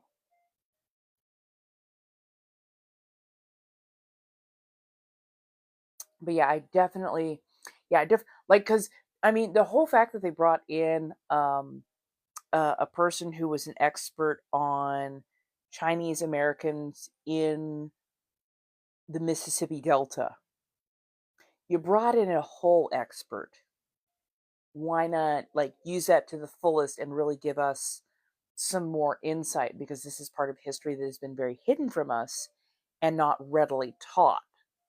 So it would have been a perfect opportunity to teach us a little bit more about what Chinese Americans, especially, were going through in the Mississippi Delta in the 1930s. We definitely got a better look at sharecroppers. So much of a better representation for Black people. For once, we weren't just the enslaved, but like we got a good look at Jim Crow South.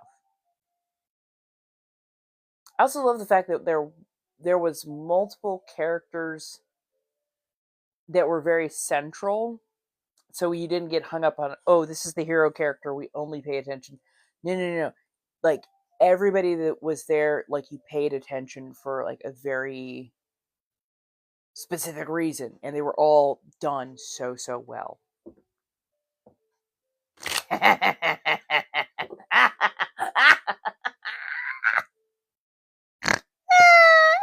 I cackled. I cackled. I cackled. I'm like, A, those places should no longer uh be open wedding venues. Oh, but we took bridesmaids picture under the tree.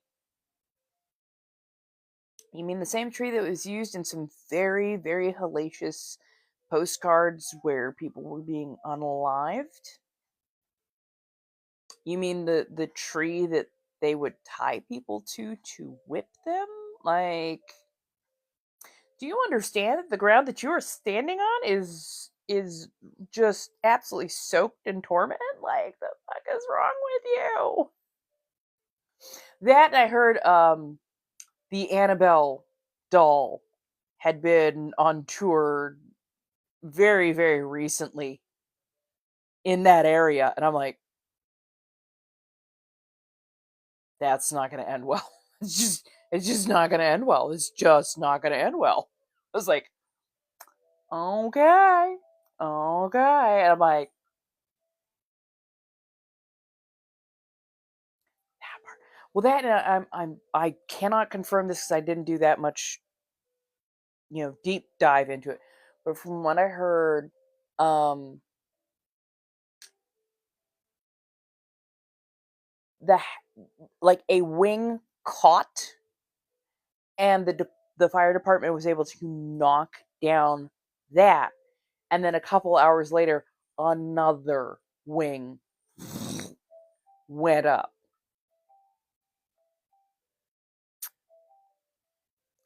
I'm just saying. I am just saying, like, clearly the universe is like, yeah, no, no, no. Mm-hmm.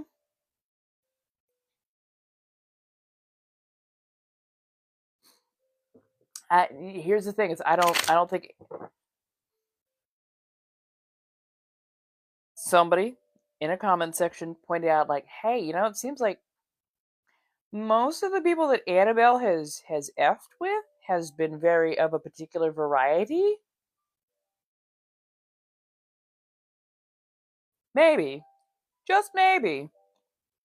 Uh, not that they are inviting the doll towards them, but maybe, just maybe, the doll is focused on a very particular group of people. Hello, mostly because that group of people keeps effing with that doll. So that, and even if the doll is just a conduit for something bigger, for something more, um, that place was already energetically very charged. And so you took, basically, you took gasoline, you took a torch, and then you put the two together. There's gonna be something that goes on. Hey, demon, how you doing, darling? Mm-hmm. Like 90% of stuff that goes truly awry, I think, has much more to do when people won't leave something alone, won't leave a place alone, won't won't observe the history and customs. And if you know about the history of this country, we've done a lot of shit. And when I say we, I mean just the country in general has done a lot. But there are certain people who carry with them incredibly messed up lineages that may have wrought some hexing, some ruin, some cursing for like generations to come. So at some point, those come due. Those come due. So yeah. So far, so good. We just chilling, sitting, doing the thing. Right? Right? The fact that so many of them are willing to, like, open up doors that were very clearly shut and sealed for a reason. They're like, we're just gonna find out what's in there. Do. Do you have a priest in tow? Do you have a shaman of the area in tow with you? Because if you open up doors that were very clearly sealed, usually for a reason. Oh, there's something in this mirror. I can hear it clattering around the back. Let me break the mirror. I'm like, are you out of your mind? Like, no. No. No. That part, most of the time I go, if you get a really bad feeling, go with that gut. Go with the gut feeling. Go with the gut feeling because it's trying to keep you safe. It is trying to keep you safe. Oh, I'm just saying. I'm just saying. Hello, my darlings. Come on in. We're aiming for 30K. So I am a witch. I'm a tarot card reader. Also know a lot of things about a lot of things. So, information is what we deal in. What can I say?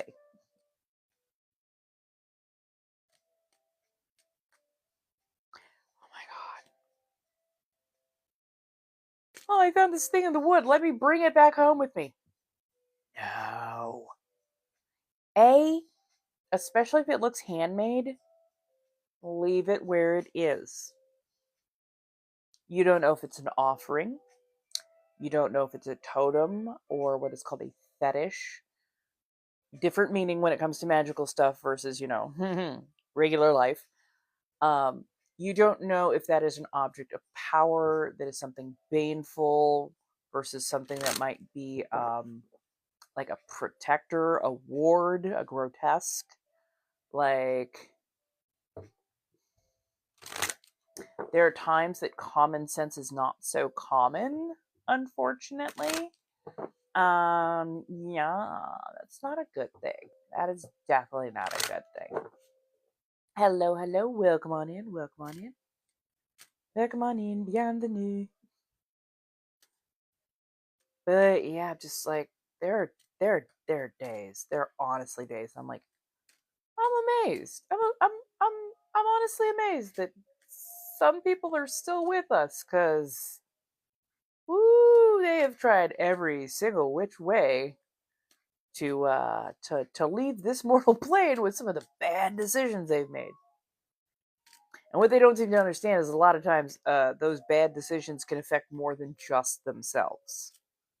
Hence the reason I'm very careful about what kind of magics I'm going to be offering as far as like spell work goes and whatnot. Because I want, if anything's going to hit, I need it to hit singularly or in a very, very small space. I don't want there to be a big splash effect because that could end up making a lot of people's days just really not good.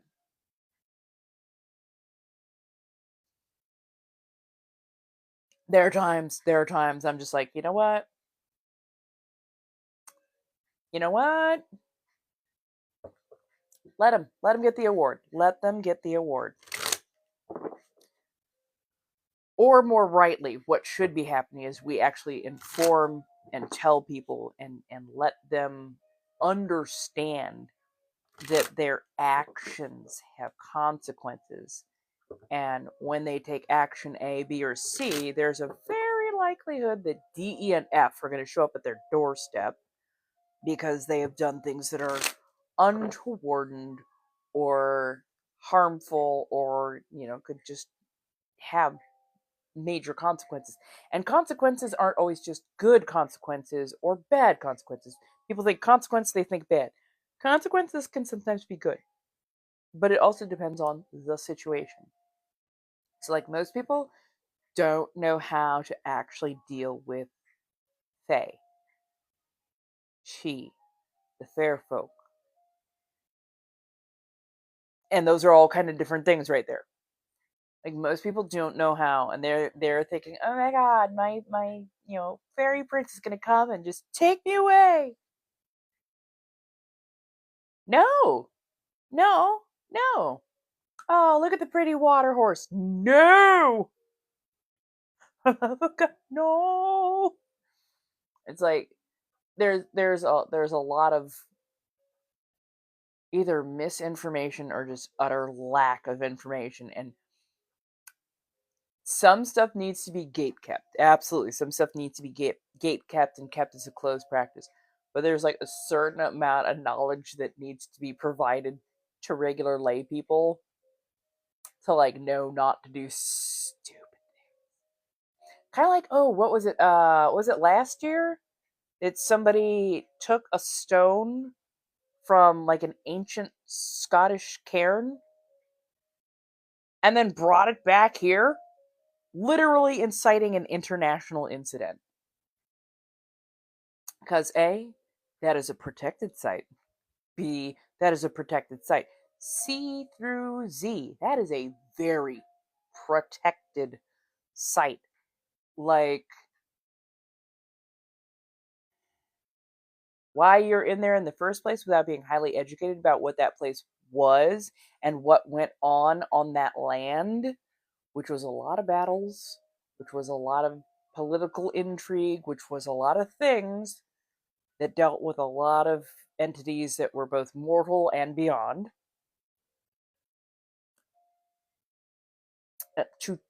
A cairn is a resting spot, and it's usually the final resting place of heroes or of notable figures. Um, so to take anything from it, especially the stones that were put in place, oh, that is seen as being so, it's desecration. It's a desecration of their final resting place, but it is also seen as being incredibly, um, what's the word I'm looking for? Oh, what's the word I'm looking for? It's an insult. Basically, it is a massive insult to their final resting place, to their lineage, to so many other things, and it tends to piss off the local deities, spirits, and anything else that was involved with that site. So to not only take it from its final resting place, but to like fly it over the sea to this troubled, no, bad idea. Such a bad idea. Just, I think it was finally returned, but that person apparently is no longer welcome in Scotland at all, at frickin' all. And here's the thing: it's like,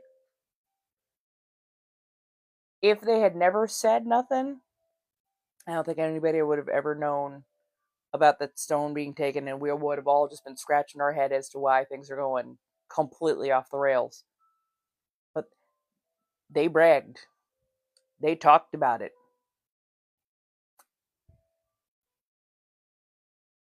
on social media loudly.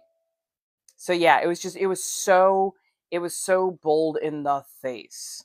So bold in the face. Mm-hmm. Mm-hmm.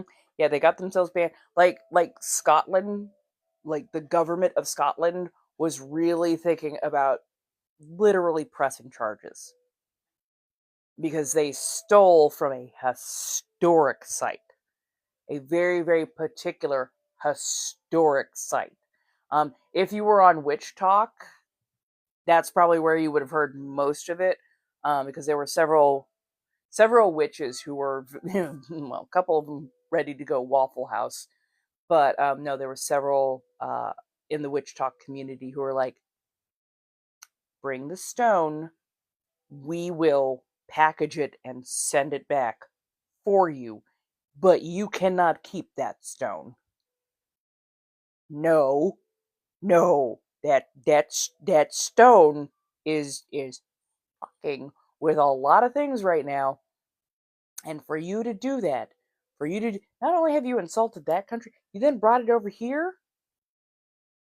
Are you out of your mind? And now you're bragging about it? Like it's like insult to injury, salt in the wound kind of things. And it's just like, oh no, that does no, no, no. By hook or by crook, you're either gonna give back that stone, or we're gonna make sure that you actually get to the proper authorities. Because nah, nah, it's like, it was wild. Mm-hmm. Mm-hmm. Mm-hmm. Yes, I love the fact that you knew that. I love the fact that you knew that. Yes, yes, that's exactly what we were talking about. That's exactly what we were talking about. I'm like, so like, part of the fallout of what we're going through right now is tied to that incident.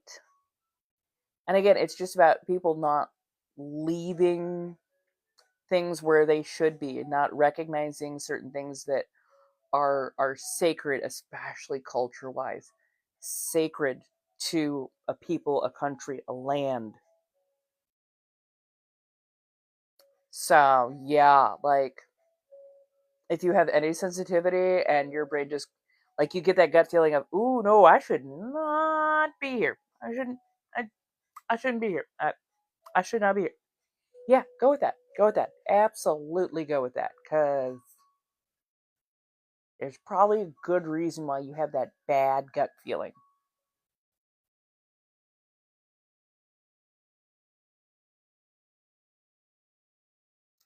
But yeah, who who goes into an ancient burial site and goes, yeah, I'm just gonna take one of these home. Why would you do that? Why? Doesn't make a lick of sense. Does not make a lick of sense. But sometimes you just can't. Yeah. So far, so good. So far, so good. I got a lot done. I was productive today. Uh, Plan on carrying that on into tomorrow. But yeah, if anybody needs reads, by the way, links are in my feel free to go at. It's only 5 per card. And if you do 1111, we will throw in a nice little pendulum read to go with. But yeah, so far this Sunday has been going well. It's been decently quiet. I think I'm going to be on most days this coming week. I'm still rocking a little something here, but I think it's more allergies than it is, what do you call it? I think it's more allergies rather than, say, any sort of like cold. Tips for motivation. Oh, goodness. Honestly, that's sometimes the more difficult part is finding that motivation. So honestly, I find it's a little bit easier to motivate myself if I give myself a little bit of like a list, even if it's a list of minutia.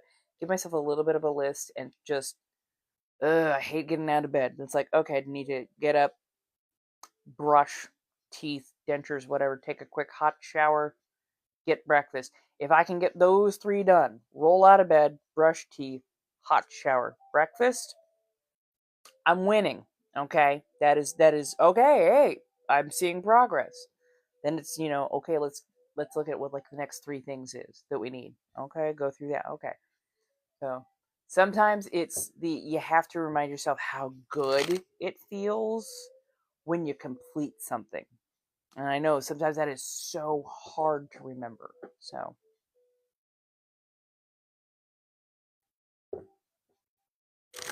oh yeah, definitely hit up Witch Talk because there is very little in the regular national news about it.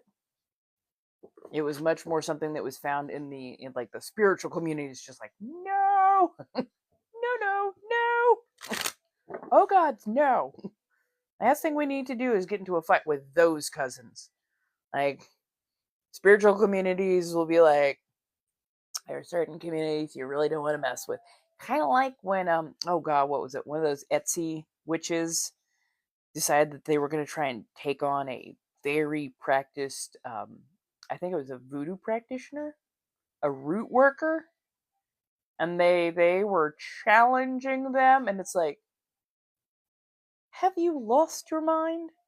Because we were just talking to somebody who was new to a closed practice. Even then, I still wouldn't trust, wouldn't try that shit. But like, it wasn't just somebody who was new to the craft; it was somebody who had been in for a while and knew what they were doing. And this this Etsy witch was like, "Yeah, I could take you. You know what? We're all just gonna step back. We ain't got nothing to do with them. We're just gonna step all the like, what are you thinking? Mm-hmm. Yes. Oh my god, I love marking things off a list.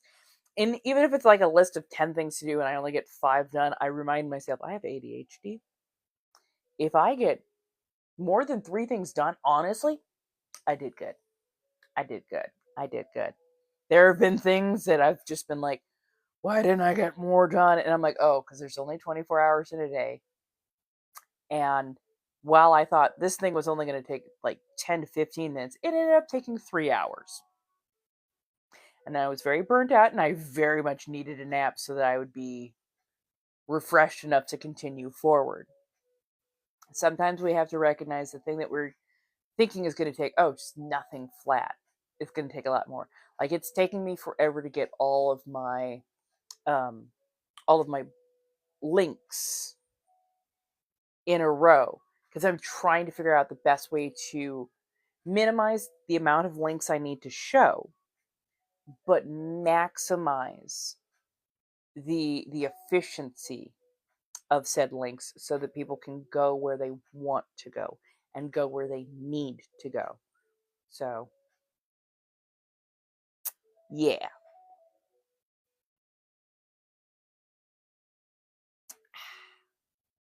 Hello, hello. Welcome on in, my darlings. I appreciate you. How are you doing?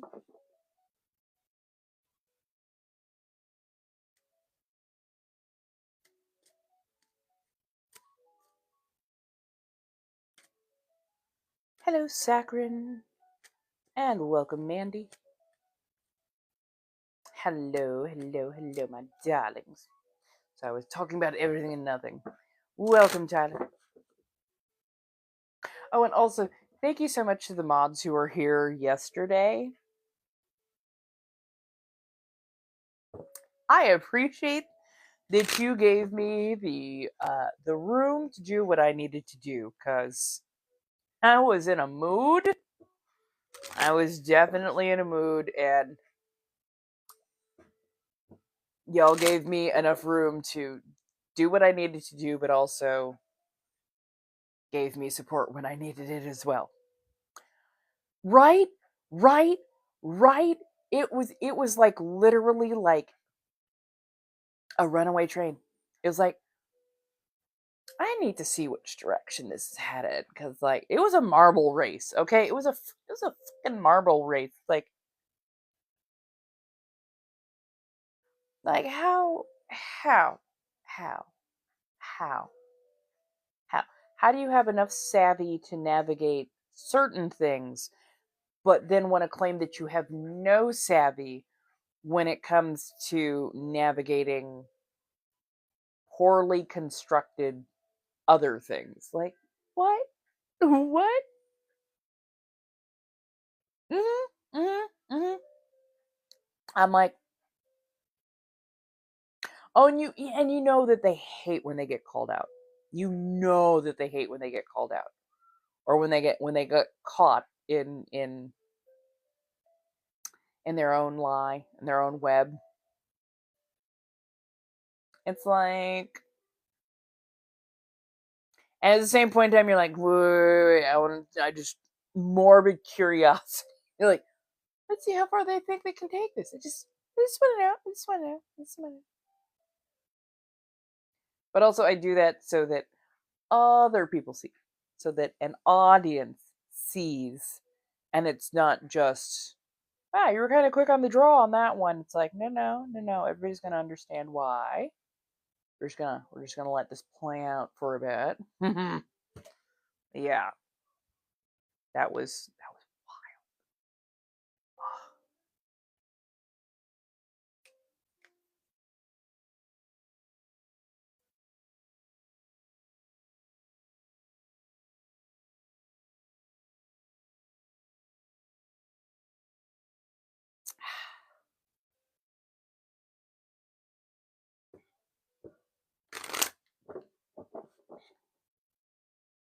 hello, hello. How's everybody doing? Welcome. Come on in. If you have questions, feel free. This is a Q&A as well as tarot card reading night. So by all means, come on in. Let's get this going.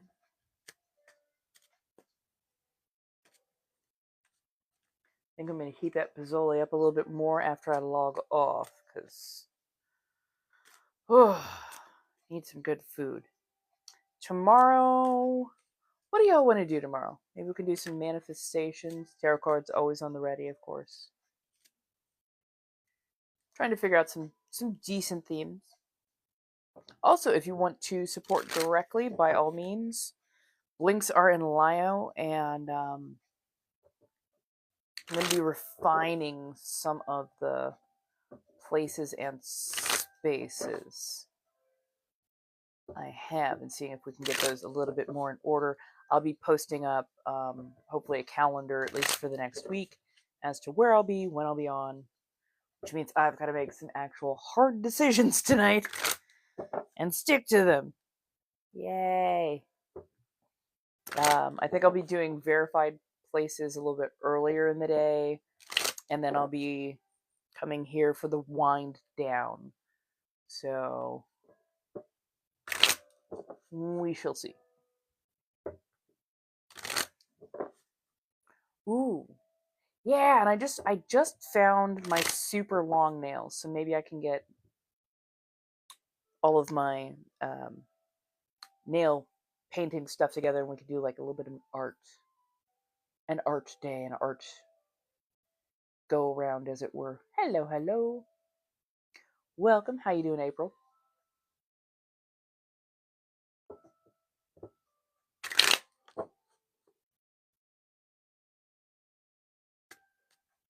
Hello, Cece. Hello, Jay. Tomorrow is the first day back to work after 6 weeks. I mean, yeah, it always feels like you always feel a little feral that first day back. You're like, but hey, it's fun. I always find it funny when they go, oh, if everybody had all their needs met, they would never want to work again. And I'm like, nah, people like socializing. We just don't like how we're being treated at work, but like we actually do like socializing for the most part, or doing something, getting things done. So yeah, but I know exactly what you mean. Like that when you have an extended time off and you finally go back and you're like a gremlin for like the first day. You're like, okay, catch me up quick. What's going on? What's the tea? What's I'm doing good, April. How are you doing?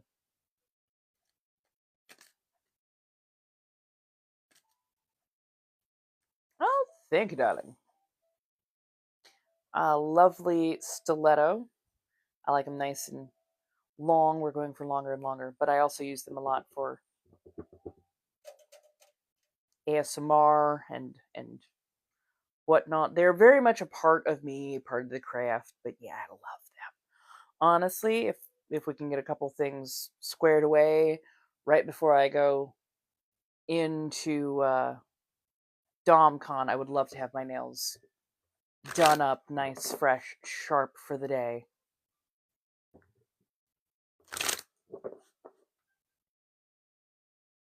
Nice. Heck yeah. Oh, honestly, that sounds fantastic. Like, I would love to have my living space right above the place where I work, or like a shop that I own kind of thing. But yeah. No, I tend to get them done. I am allergic to the at-home stuff. Hey, Ethan. I'm allergic to the at-home stuff. It has some very detrimental effects to me. But at the salon, they use a very different type of like monomer, different type of acrylic, and those seem to be fine. I don't seem to have an allergic reaction to, thank goodness. So yeah, I have to have them. I have them done at salons, but I absolutely adore getting those done. Ah, happy Pride! Right? Oh yeah, that's right. Long Beach is doing all that kind of good stuff there. Ooh, I do a garage or a shed type thing. Oh, a mini salon. Oh my god, yes. Do a 1-seater, 2-seater mini salon kind of thing. That'd be fantastic. Oh, I love that. I love that.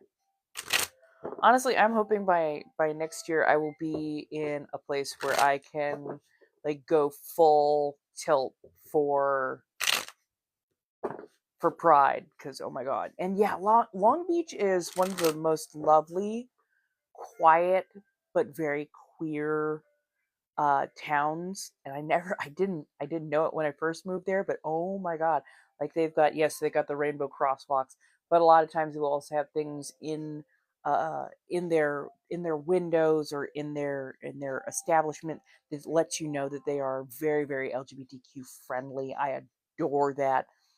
And it's just that, you walk in as you are and they're just like, hey, how you doing?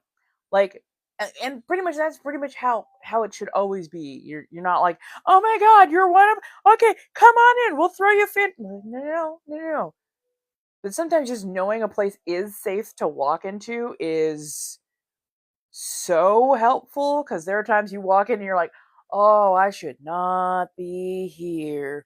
Like, you walk in, you take a quick measure of the vibe of the room and you're like, no, no. But if they've got certain stuff up, you're like, okay, okay, okay, okay, okay, this is a good place to be. We're not gonna have to like we're not gonna have to like get ready to like dash. We're not, warm up the car, we're coming in hot. Like, no, just sometimes just knowing that a place is safe to be in means a lot. And they've got a lot of places that are very coded and wonderful about it. Oh, the Silver Fox also throws a fantastic karaoke where everybody sings. I can get behind that. Oh, loved kayaking. Oh, I didn't know. Oh, yeah, yeah. Technically, yeah, you can do. Yeah, no. Like, they've got fantastic beaches. They've got a lot of really lovely places to be. Lots of good third space. Um, um, Movies and like group activities and whatnot. It's very community driven. Um, Part of me kind of wants to go back to Long Beach.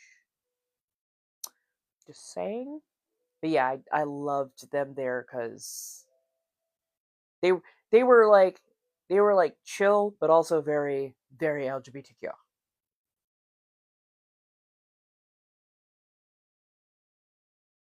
Oh yeah, try them, definitely, definitely. But yeah, no, I adore Long Beach. It is fantastic, and their downtown is great. There are multiple metaphysical stores. I love Points of Light, but they also have several others around.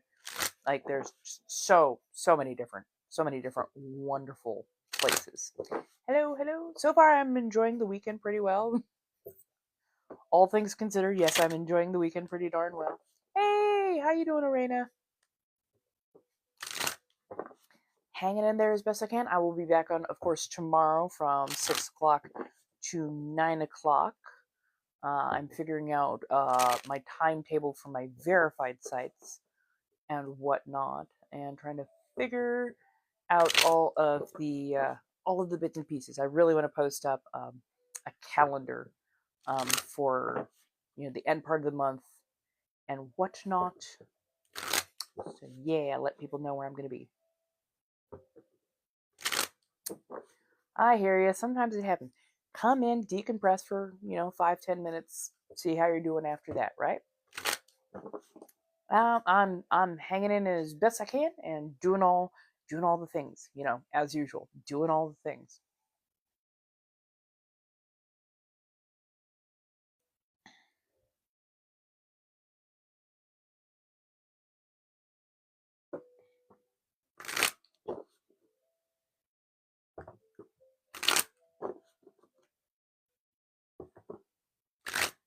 The lo-fi is actually really helping.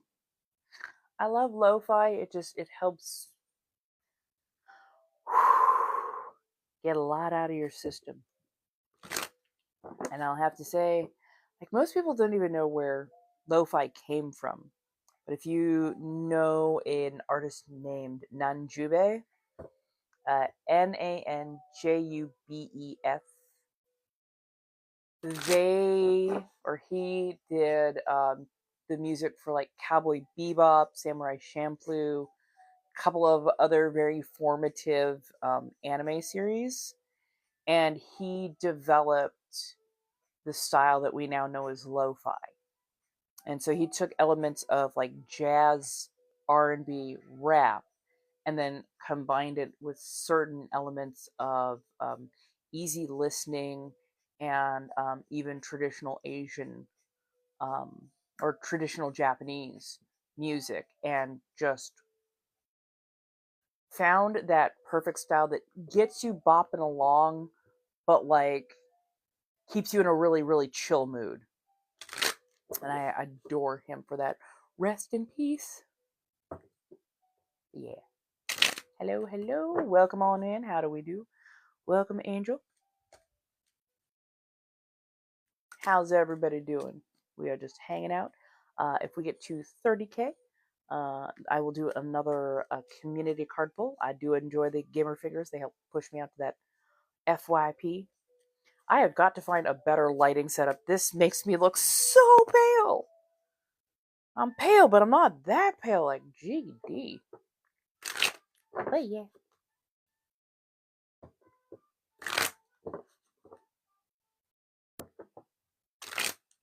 Hello, my darlings. Come in. Also, feel free to always ask questions. So if you have questions about witchcraft, tarot, or just questions in general, come on in. I am a person who has a lot of life experience, a lot of advice, a lot of know-how and know what.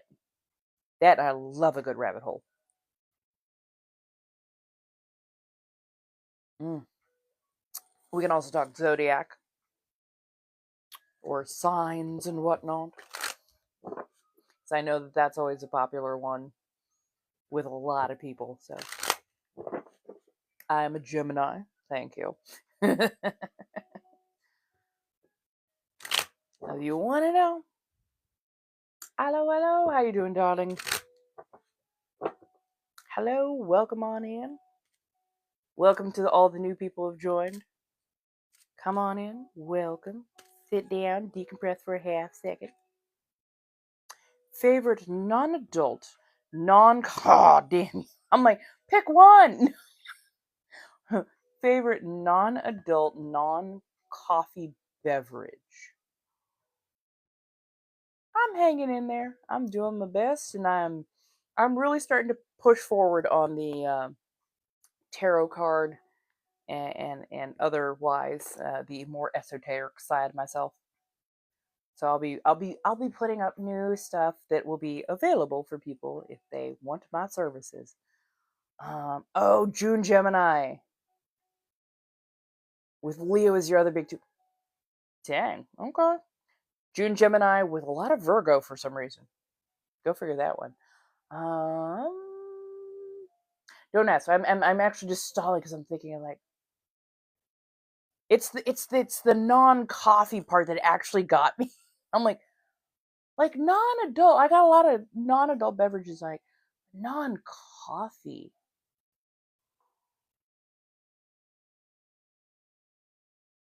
That's actually the hard one.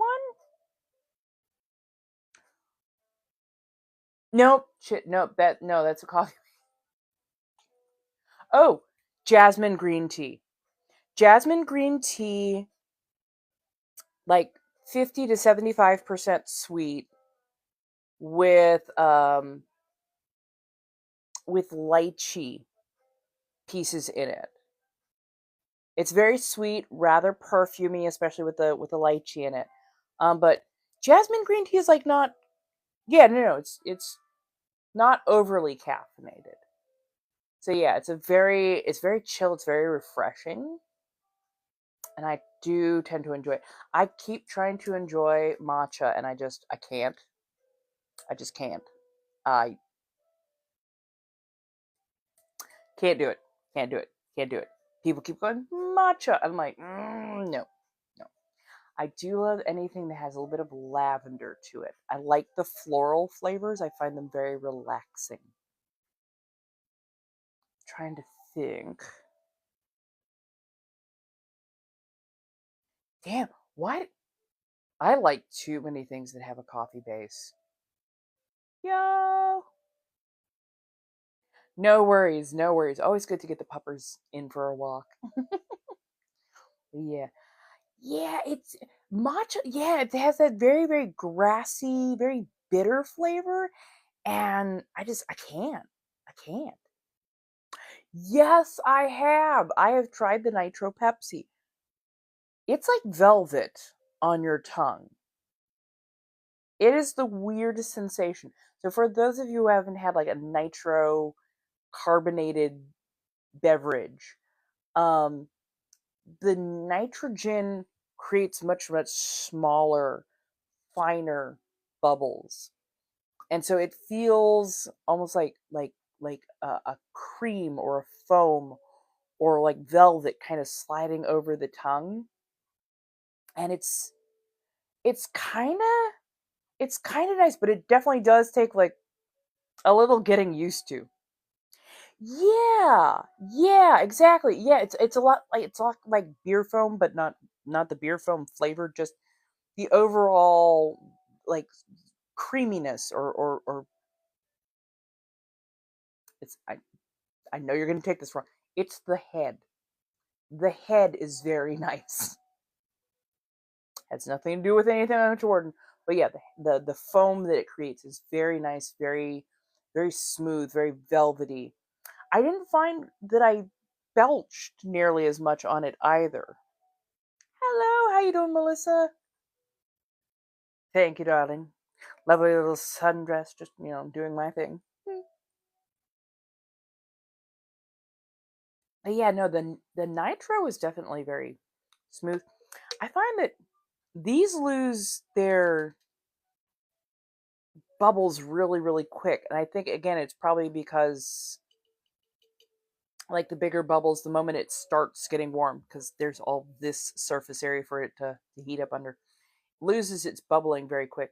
Nitro seemed to hold on to its bubbles for a little bit longer, especially if you could keep it cold. Mm-hmm. I'm like when I'm looking for a soda. Yeah, oh yeah, same thing with a dang 20 ounce. Same thing with a dang 20 ounce. But yeah, no, you're right. When I'm looking for a soda, I'm looking for like those big bubbles. I'm looking for that very particular feel.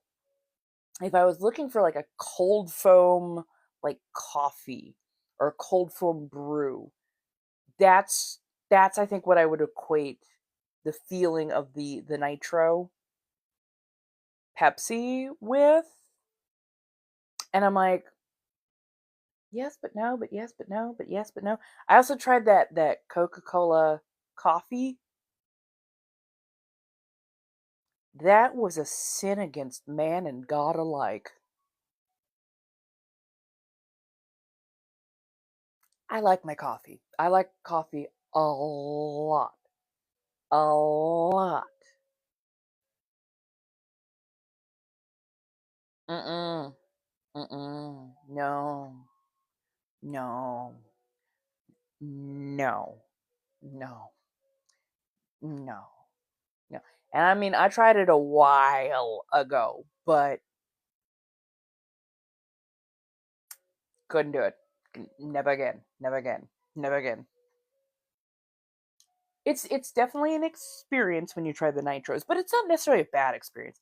I just like if I'm gonna get a soda, I want those big bubbles. I want it to be so fizzy. I just I love the fizzy. It's a fantastic feel and just I appreciate it more. But yeah, just the nitro was good. It just I wasn't quite expecting it. Coke Zero forever. You know what? I will let you have that Coke Zero. I will let you have that Coke Zero. Although I just tried Dr. Pepper Zero. I was very happy with it and it didn't mess with my stomach. So I think they've tweaked the formula and probably are using different sweeteners instead of aspartame, which apparently aspartame can definitely mess with your gut. Oh, right, right. Oh, let's put orange juice and espresso together. I'm like, you can have that. You can have that. I don't need it. I don't need it. I don't need it.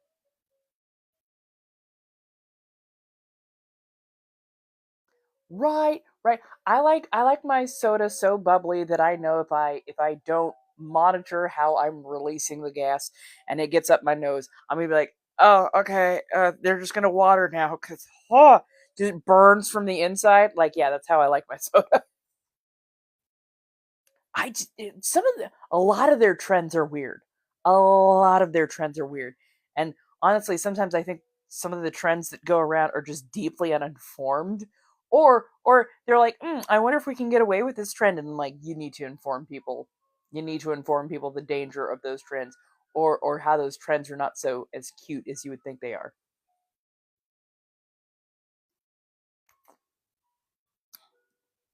Right, right. I'm there with you.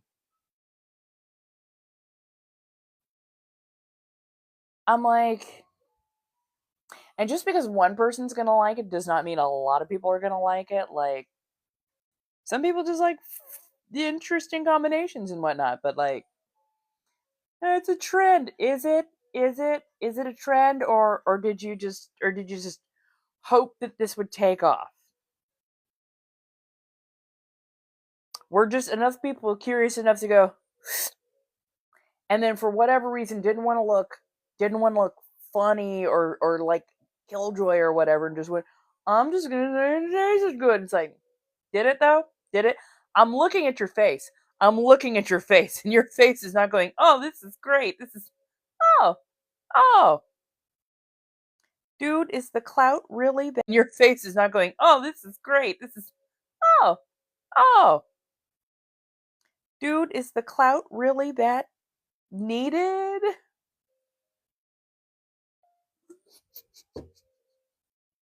Stay in that 1%. Stay in that 1%. I'm with you. I'm with you. I'm just like, because look, I have had citrus infused coffees before. Lovely place called Clatch Coffee. They've got one in like Redondo, Rancho Cucamonga, Pasadena, San Dimas. It's a little small thing. They have done a coffee drink that also had citrus in it. There was a bit of zest, a bit of juice. Like, there was actual orange in the drink, along with like cinnamon and honey and a few other flavors. And I will tell you right now, no, not for me. Absolutely not for me. I'm like, your niece puts ketchup on white rice. I'm so sorry. My condolences for you. Do they have ARFID? Like,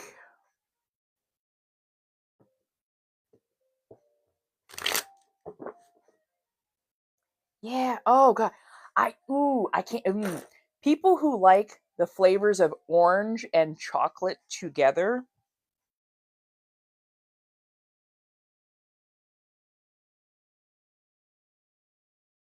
I am going to give you the entirety side of my eye.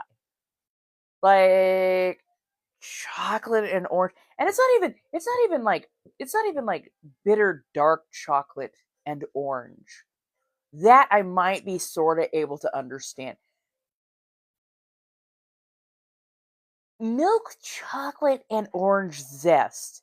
You're asking me to lick up floor polish and cocoa. Like, the fuck is wrong with you? No.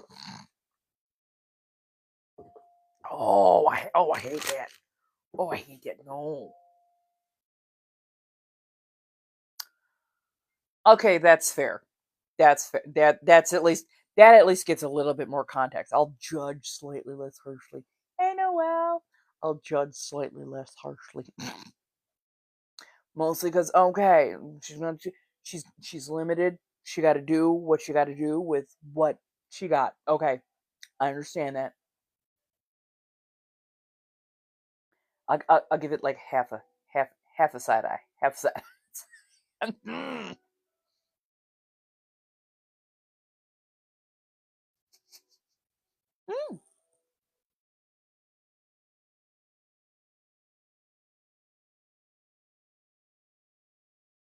I can't wait. I want these so much longer. I want these so much longer.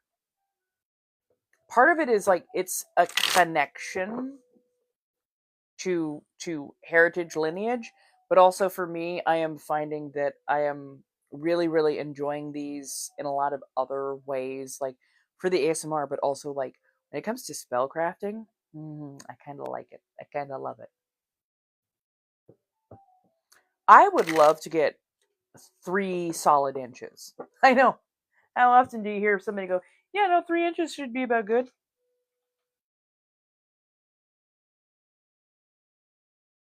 Basically, if I could do this, I'm about halfway there. But yeah, if I could do that, I would be so happy. Well, they are definitely more costly, and I would want a nail sub to pay for those. I'll be blunt. I'll be blunt. I want somebody who is dedicated to the cause of keeping my nails well kept. And I'm like, right now, I am literally growing my nails out. So almost everything that you see under is my actual nail. Is my actual nail. But I want somebody who is dedicated to maintaining the hands. There's a play in between. Oh, thank you so much, darling. I appreciate. Yeah, yeah. The extras, those are like $100 to $120, usually bare minimum to get done because it's a lot of time.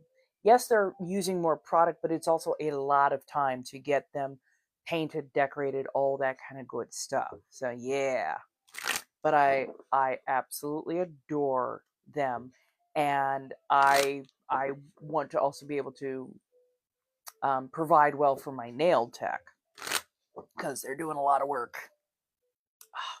I also need to get one of the raised keyboards because it's really hard to type with nails that long using the tips or this because they're gonna want to slide. But there are certain keyboards out there that have like raised nubs that make it much easier to type, which I really want to get one of those as well. But yeah, sometimes certain jobs they will very much limit um, how long you can have your nails, which is honestly kind of why I really want to keep promoting myself as a brand and get myself financially stable as an independent so that I can set my own schedule, so I can set my own look, what I do, how I do, and all that kind of good stuff. Yes.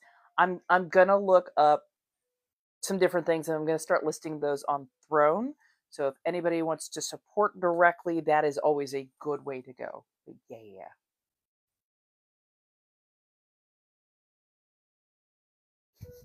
I feel oh trust me, this nail, this wicked little thing, I have caught myself at the corner right there.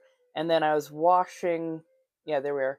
I was washing hands and I didn't realize, and the other pinky got me. So they can be a little dangerous.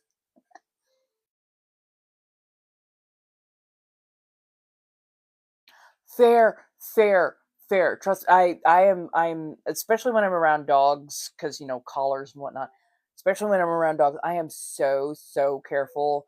Like, even getting up, getting in and out of bed, like you don't place your hands flat on any surface because A, my hands are hypermobile, but B, if you don't hit perfectly flat and it grabs you by the tip of your finger, there's a good chance you're losing a nail. So yeah, like there are certain things you do have to modify.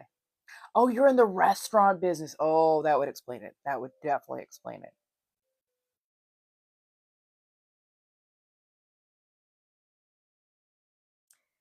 What?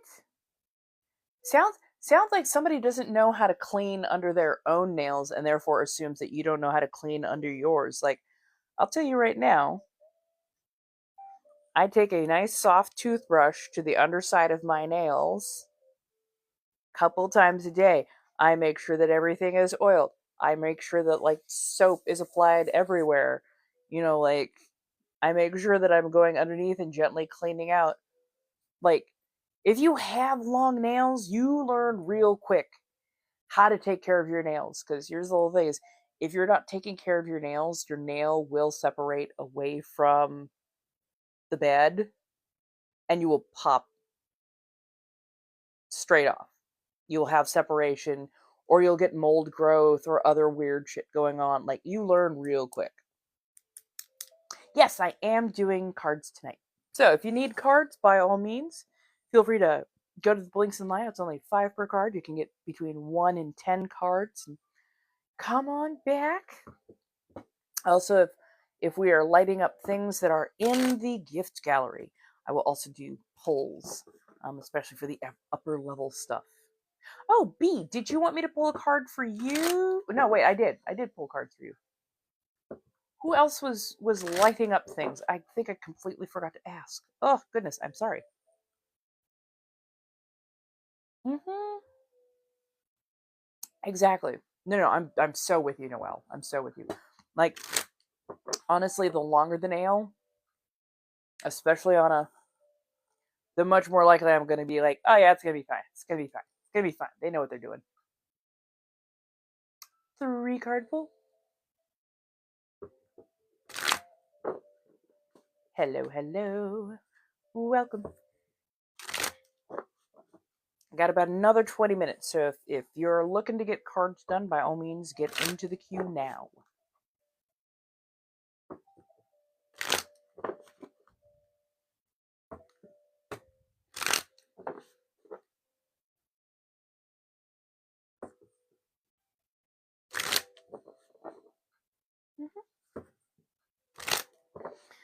Well, we are using our lovely Shadowscape, so they're going to tell you. I'll see if I can get the tilt towards the romance. Hello, hello. Ah, thank you so much for the roses. I do appreciate it.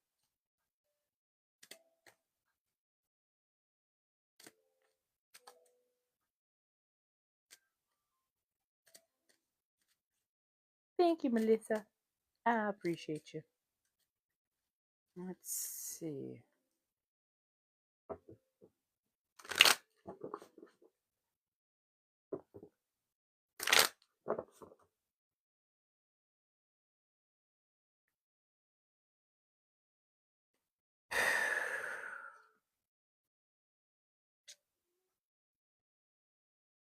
Oh, okay. 9 of Wands, Page of Pentacles, and the Chariot. So, 9 of Wands. Impetuous. Like you're plotting the course, you've got everything aligned, you know where you're going, you're very focused, you're a little bit, like, let's go, like a little gung-ho on it. But that's not bad. That's not bad. You're enthusiastic, and enthusiastic can be a very good thing because we all love a good enthusiastic consent, do we not? When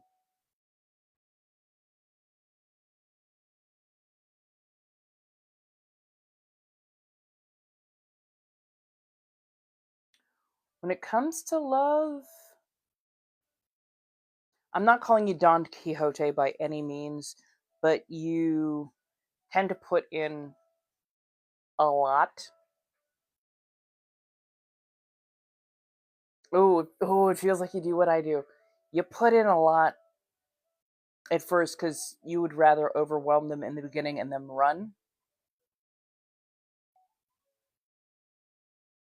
But at the same point in time, that sometimes hurts your own feelings. You're like, oh well, just And I don't think it's something that you do consciously. I honestly don't think it's something you do consciously. But when you go in, you tend to go all in, and it's you got to pace yourself a little bit more. Start slightly slower. plot the long course rather than the short course. Aim for a working friendship. Aim for a working, we actually like each other first. Because some people are also very, very, very shy of those big presentations because they might see it more as love bombing, or you know, like something somebody might do to like overwhelm them and just get them to slow down. I know it's a hard thing to do. Ooh, because love, that sensation tastes fantastic. It's that big serotonin.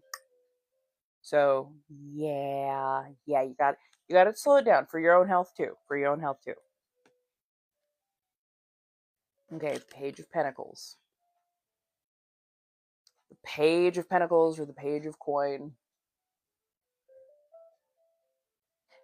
Think of the page almost like a PA, personal assistant. They're there for you. They are definitely trying to get you into the right places and the right spaces, and you know, get the door open, see if they can talk to somebody, get you a schedule set, that kind of thing. Page of Coin or Page of Pentacles. At this point, they are reminding you to store some of that, store some of the coin, the emotional, the physical, the store some of that currency. Don't spend it all hot and fast. But also they're reminding you that you have to put into anything that any relationship that you're trying to get into. Not in that you have to like, oh my God, I have to spend everything no, it's you want to invest over time. Things need to be rooted, things need to be grounded, things need to have a good and solid base to set on. And that means paying into yourself, paying into the relationship, not all at once, but over time. So it basically accrues interest. Odd ways to talk about things, I know.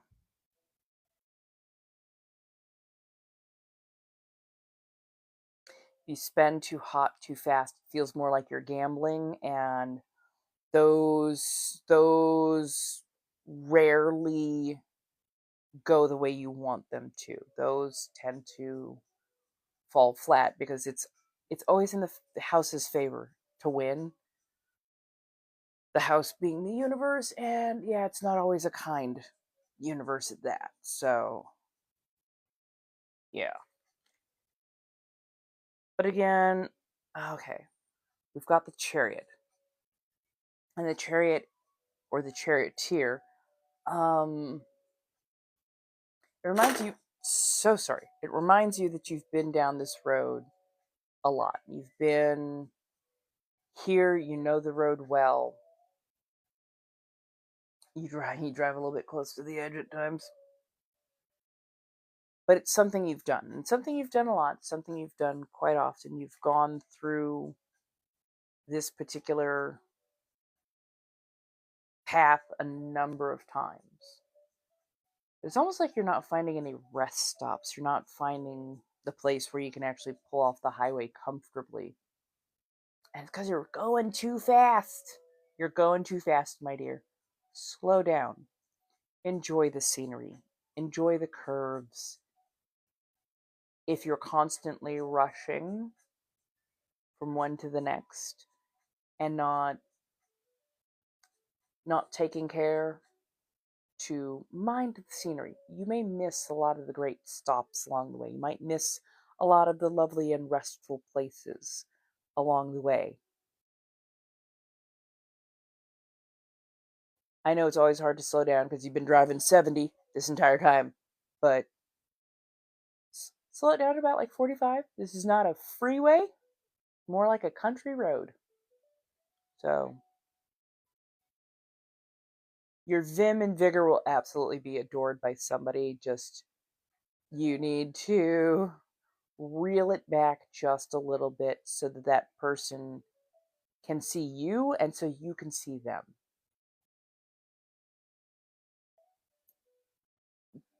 you're not racing a bullet train here. You're not racing a bullet train.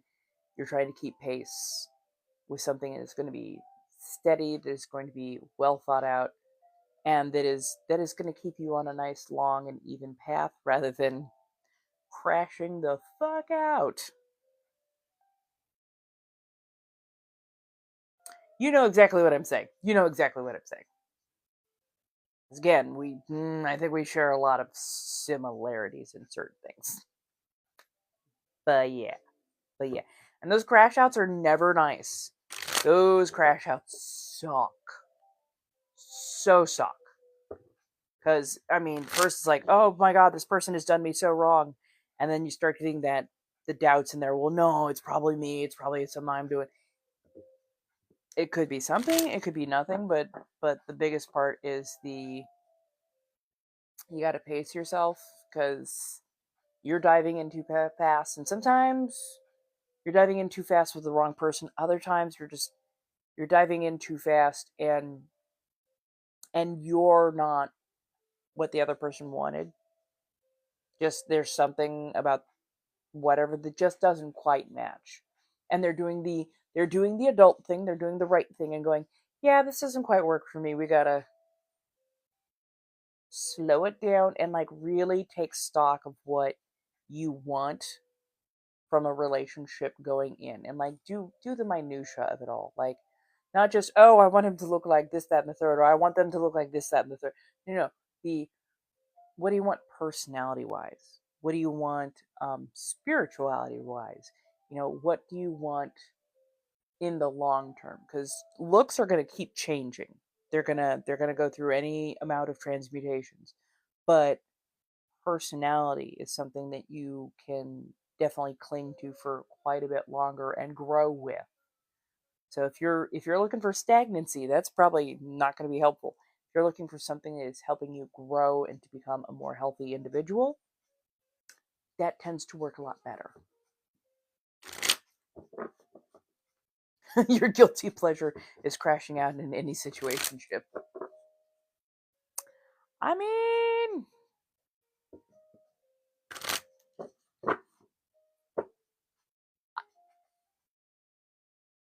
see, when it comes to me, I am I'm so good at because if I'm gonna crash out, I tend to crash out behind the scene. I tend to have my sad moments behind the scene. I'll have a few that are like seen by the world, but like most of my stuff, it's just like nobody's ever gonna see the full depths of this. Just it's gonna be bad. It's gonna be bad. But like the moment I'm done with that cry, I'm like, and I'm done, and you're gone. And sometimes people just don't understand how the cutoff game is that good, and it's like, why would I stick around? You don't want me. I no longer want you. Why would I stick around? Like, why? Mm-hmm. Mm-hmm. Mm.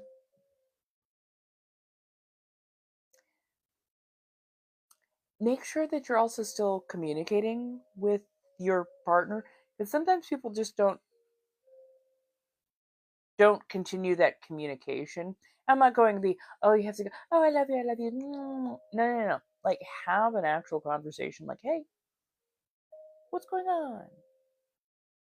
You know, are we moving to a different phase? Is have the needs changed? You know, I'm taking temperature and recognize that it's not always going to be like hot and heavy every single day.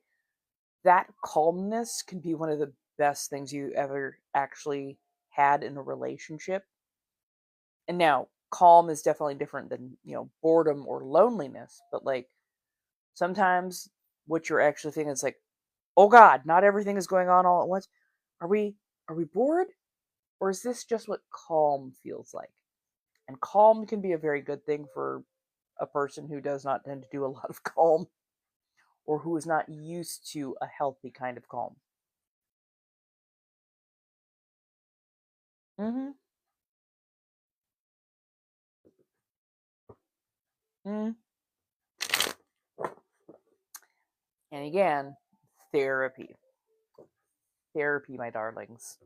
And I say this as a therapy, counseling, correctly adaptive coping skills. Because our maladaptive coping skills of just always, if there's even a hint, I'm just going to nope the fuck out. It's like, do you need to nope out? Or do you need to look at your coping skills? And if you're like, no, I've got all the coping skills, I'm just not feeling this anymore, that's also perfectly valid. That is also perfectly valid. You don't have to make everything work. Sometimes people are good for a couple of years. Some people are good for a couple of decades. But there should not be a shame in going, this is really not giving me anything I'm looking for, and I'm not feeling like I'm progressing as a well thought out individual. So, oh yeah, no, relationships are definitely hard. Relationships are definitely hard. But yeah, you gotta, constant communication is a good thing. Well set boundaries are a good thing. But yeah, like, not everything has to be always and forever. Like, I think we've been tricked into thinking that always and forever has to be the thing. Because it used to be for a year and a day. A lot of relationships, especially when people were test running whether or not they wanted to be married to somebody, they would literally do something like jumping the broom or hand fasting. Not jumping the broom, hand fasting. And hand fasting was basically a little ceremony where they would bind your hands together, and they would wrap like a cord or a sash or something around the hands, and you'd be hand fasted for 1 year and 1 day. And at the end of a year and a day, they'd ask, so do y'all still want to be married? Do y'all still like each other? And if you didn't, you'd be like, yeah, no, this didn't work. We couldn't get past these differences. I wasn't happy with, this, that, and the third, whatever. Yeah, no, not really for me. And you could separate, no harm, no foul. Everybody would be like, yeah, they tried it, just didn't work. And it wasn't counted as a divorce. It wasn't counted against you. If you made it through that year and a day and you're still like, yeah, no, I could still rock with this, then they would be more of an official wedding that would happen, and that would be like a more permanent tie. So that more permanent tie would be seen as the marriage. Oh, thank you so much, Meg. And yeah, when that was official, that could be much harder to get out of, because it's like you said, you're in a day, you consummated, you actually liked each other, so why now? So yeah, that one you tended to have a little bit like get evidence kind of thing. Oh, thank you so much, and you reached level 14. Well done, my dear. Well done. Yeah, yeah, yeah. Thank you, my darling. I appreciate that. But yeah, no, a lot of the modern marriage practices we have are, they're a little bit wild. I really, really wish we would bring back hand fasting in a lot of fashions. Mostly because when people live together, you learn other people's habits real quick. You learn whether or not, oh, thank you so much. Hey, Dizzy, you got up to level 15. Well done, well done. Oh, that's right. I should set a new goal.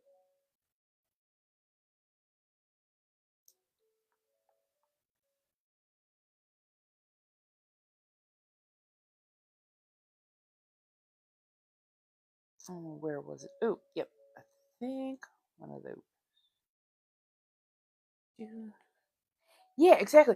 And it's like, maybe you thought the person you were dating was, oh my god, they're so fantastic.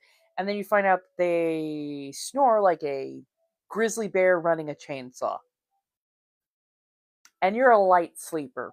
So it's not like you can't even be in the same bed as them. It's like you can't even be in the same apartment as them. That would be a problem. That might be a deal breaker. Or maybe they leave the toilet seat up in the middle of the night. And for whatever reason, you do not have a nightlight for your bathroom. So you have gotten the cold bowl water. That might be a deal breaker. That might be a deal breaker. But again, thank you so much. Would you like another card, Meg, by the way? Or would you like to gift the community? Ooh, actually, we're almost to 30K. Well done.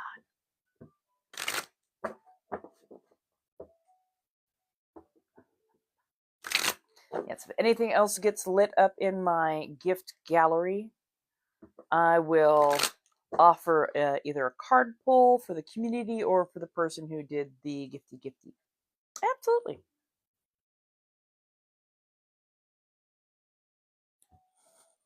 Let's see if I can find my... Oh, there's my pendulum.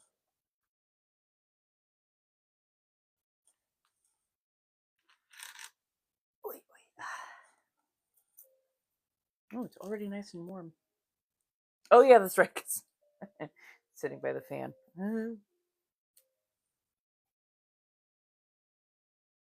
Hello, darlings. Welcome in.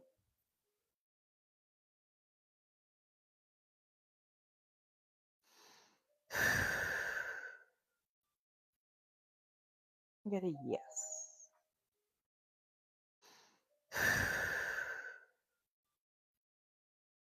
Get a yes.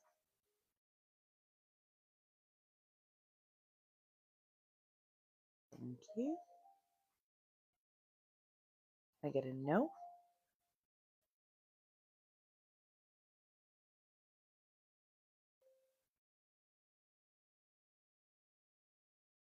Can I get a thank you? Can I get a maybe?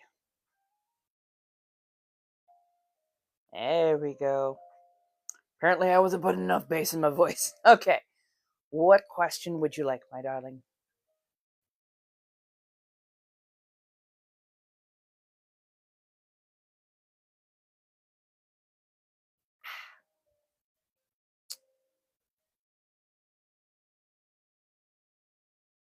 Should Meg be fighting to continue this relationship that she's in? No.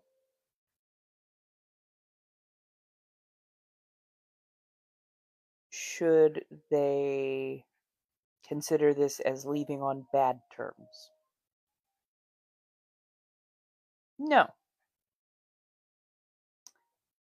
Is this a relationship that is worth learning from?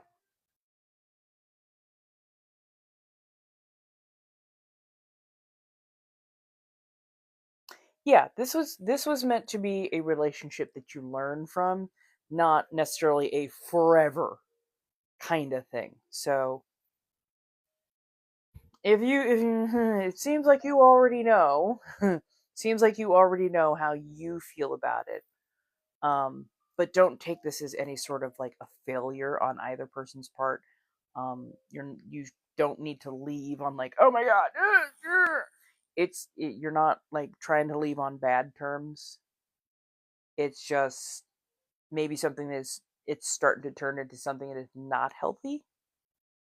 So understanding when is a good time to go so that you don't leave being bitter and toxic exes is an art form. It's an art form, and I've only learned how to do it once. But hey, a couple of the people that Oh, thank you, Dizzy. Would you like a card, my dear?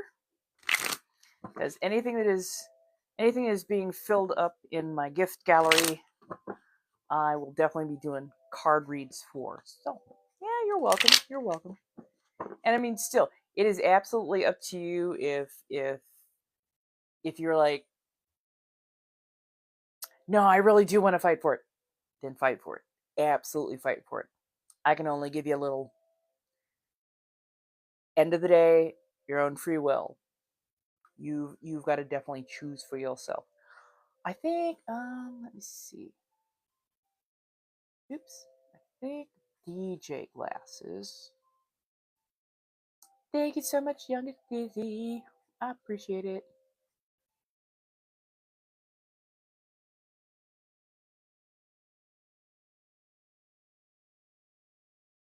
Where are the DJ? I swear they keep moving everything around. I have no idea where the DJ glasses are.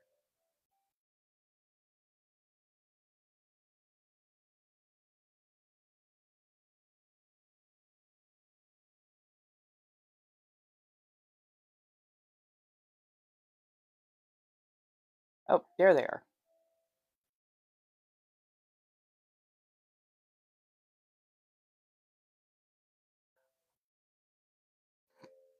Oh, thank you so much. Oh, you're level 16. Well played. Well played.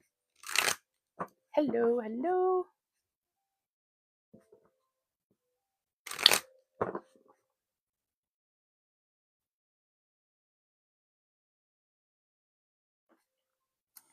So we've got DJ glasses up here. Anybody who happens to gift one of those, you will be getting card pull.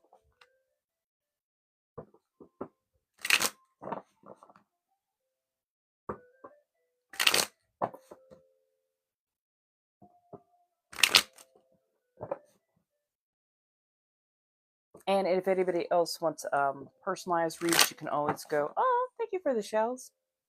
You can always go through the links in Lio. If you want private reads, off live reads, links are in Lio, Mayhem Marketplace.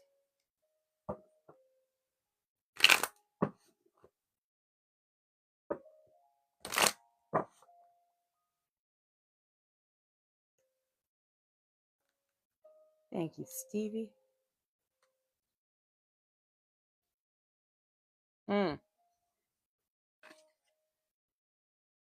King of Swords in reverse.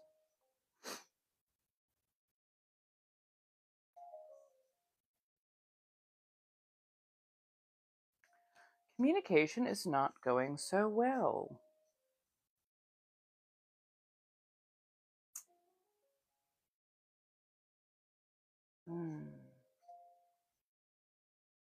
Trying to suss out if this is you directly or somebody close by.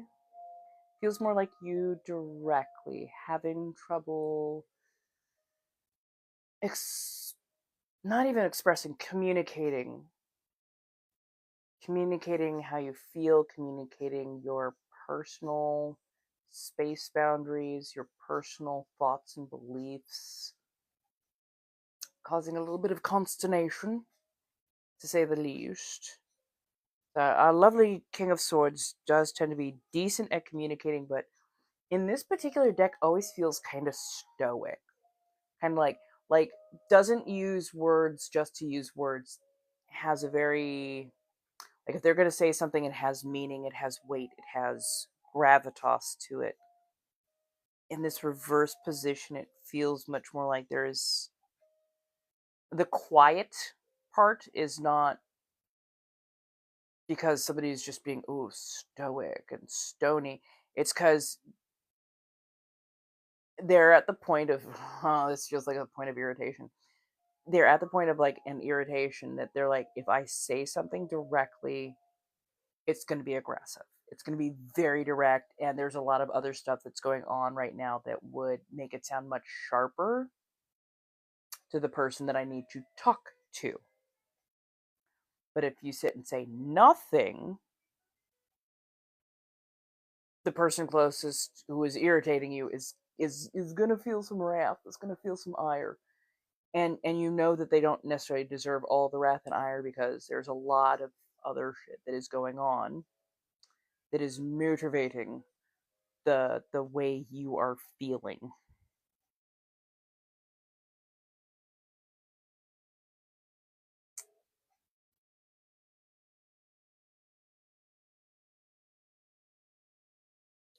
do your best, maybe even write this out.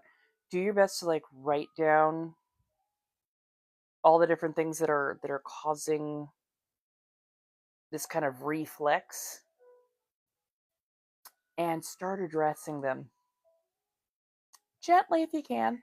Like, hey Janet, can you please stop throwing like the coffee grounds into the disposal? That'll jack that shit up and I'm tired of fixing it.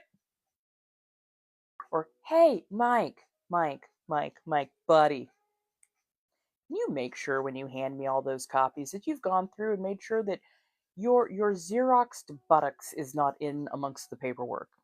I don't like it. I don't like it, and I'm quite frankly tired of seeing it, and you really need to go to the doctor about that, okay? Okay, yeah.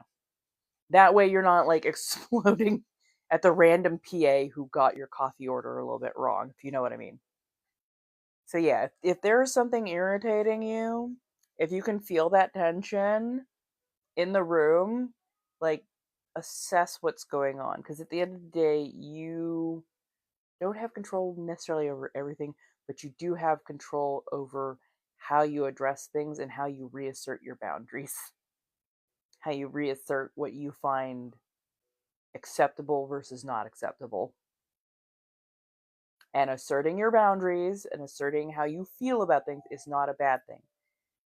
How you go about expressing it can definitely flavor the feel of the room, if you know what I mean, though. So, yeah. I think it'll definitely help. I think it'll definitely help clear the air, give you a little bit of a refresh, but yeah. Being stoic is not going to do you any good, but also, losing it's not going to do any good. So address it accordingly. It feels like if you keep holding it in, somebody who does not deserve the ire is going to end up catching it because they just get you at the wrong moment.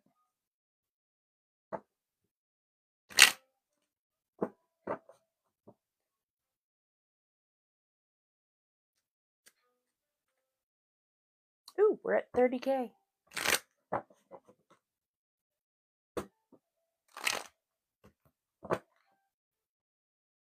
Did I already pull the second card for the 30K, or did I get to chatting?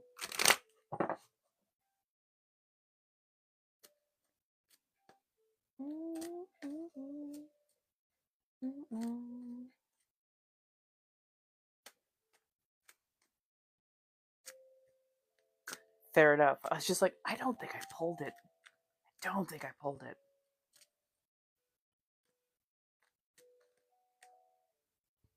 Thank you. Hello. Welcome on in. We're going to do a quick community card pull. Last call for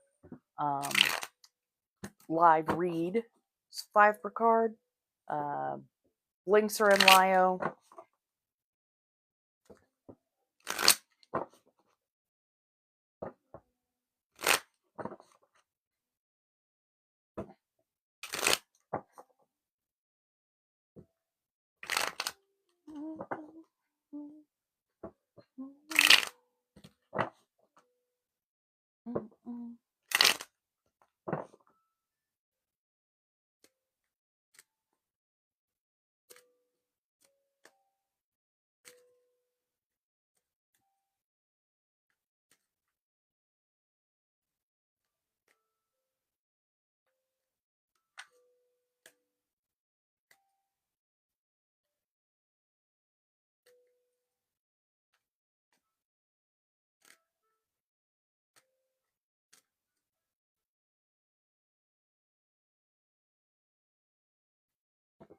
Hello, darlings. Oh, thank you so much, Crystal.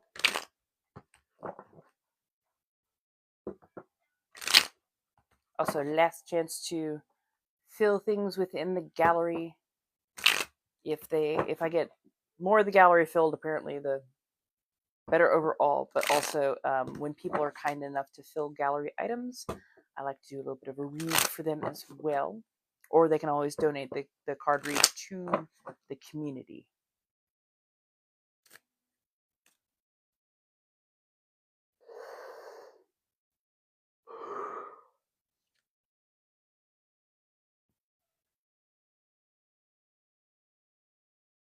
Nine of Swords. Cards, lots of cards of communication.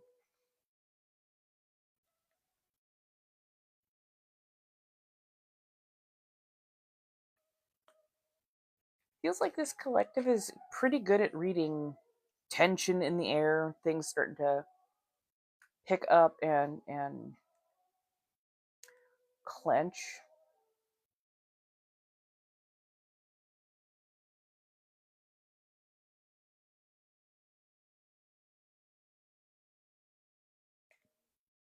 You know the signs to look for. There's a lot that's going on, especially near you, but you also have a little bit you have a little common sense enough to know that, you know, certain things, not my monkey, not my circus, not my monkey, not my circus, not my monkey, not my circus. Keep that. Keep that with you. Not my monkey, not my circus. Not everything that goes on around you needs your intervention. Hey, Trip. So, when you are adjacent to situations where you see, you know, there's circling, there's a lot of, you know, back chat, back and forth and whatnot, recognize that sometimes you don't need to step in. Sometimes you don't need to be the one jumping into the fray. Because while the situation may be tense around you, it might literally have nothing to do with you. And sometimes you gotta let grown ass adults hack things out between themselves. You don't always need to be the moderator. You don't always need to be the moderator. Maybe you like being the moderator. Maybe you're forced to be the moderator. Maybe it's been done so often that you're like, I guess I have to go and, you know, moderate them. No, you don't. No, you don't. No, you don't. No, you don't. No, you don't need. No, you don't. You don't need to moderate. You really don't. At best, if they come to you to like split the tie, that's one thing. But for once, you do not need to offer up your services because this particular situation has nothing to do with you. And if you do jump into the fray, it's going to look like you are picking sides or you're joining a faction when you may not be, when you're just like, I'm just trying to be helpful. No. No. No, no, no. No, no, no. Let these other people deal with it. Keep your distance. I mean, you know, keep the sword at the ready, as it were. Keep the sword at the ready. But like,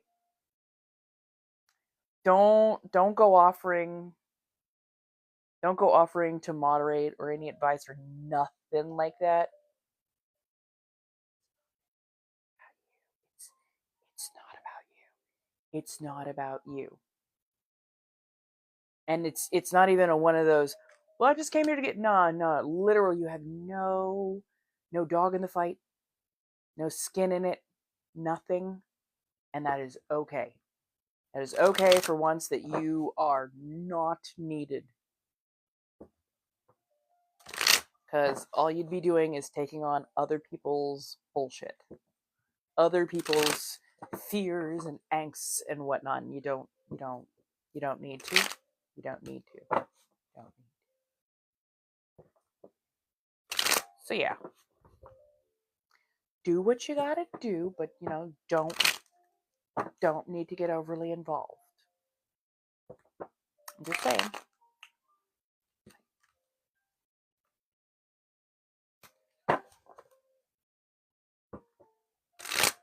Anybody else? Anyone else? Before I head off. I don't know why I feel very invigorated right now, and it's not the caffeine, I swear to you. I feel very invigorated right now. I'll take that as a good sign. I'll take that as a good sign. Hello, darlings. So I'm about to head off. I will be back tomorrow night, Monday, 6 to 9. In fact, I'm probably going to be on most nights this week. I'm going to try and make a calendar up and have that posted tomorrow morning.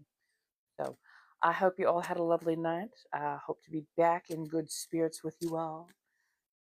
If you need anything, by all means, you know, like DM, poke at me. If you need custom order stuff, head over to the marketplace. If you need keys to the kingdom, that would be over at Throne. And if you're also looking to do direct support, there's a myriad of ways that you can do as such. So thank you so much, my darlings. Have a lovely rest of the night, and I hope you treat yourselves well.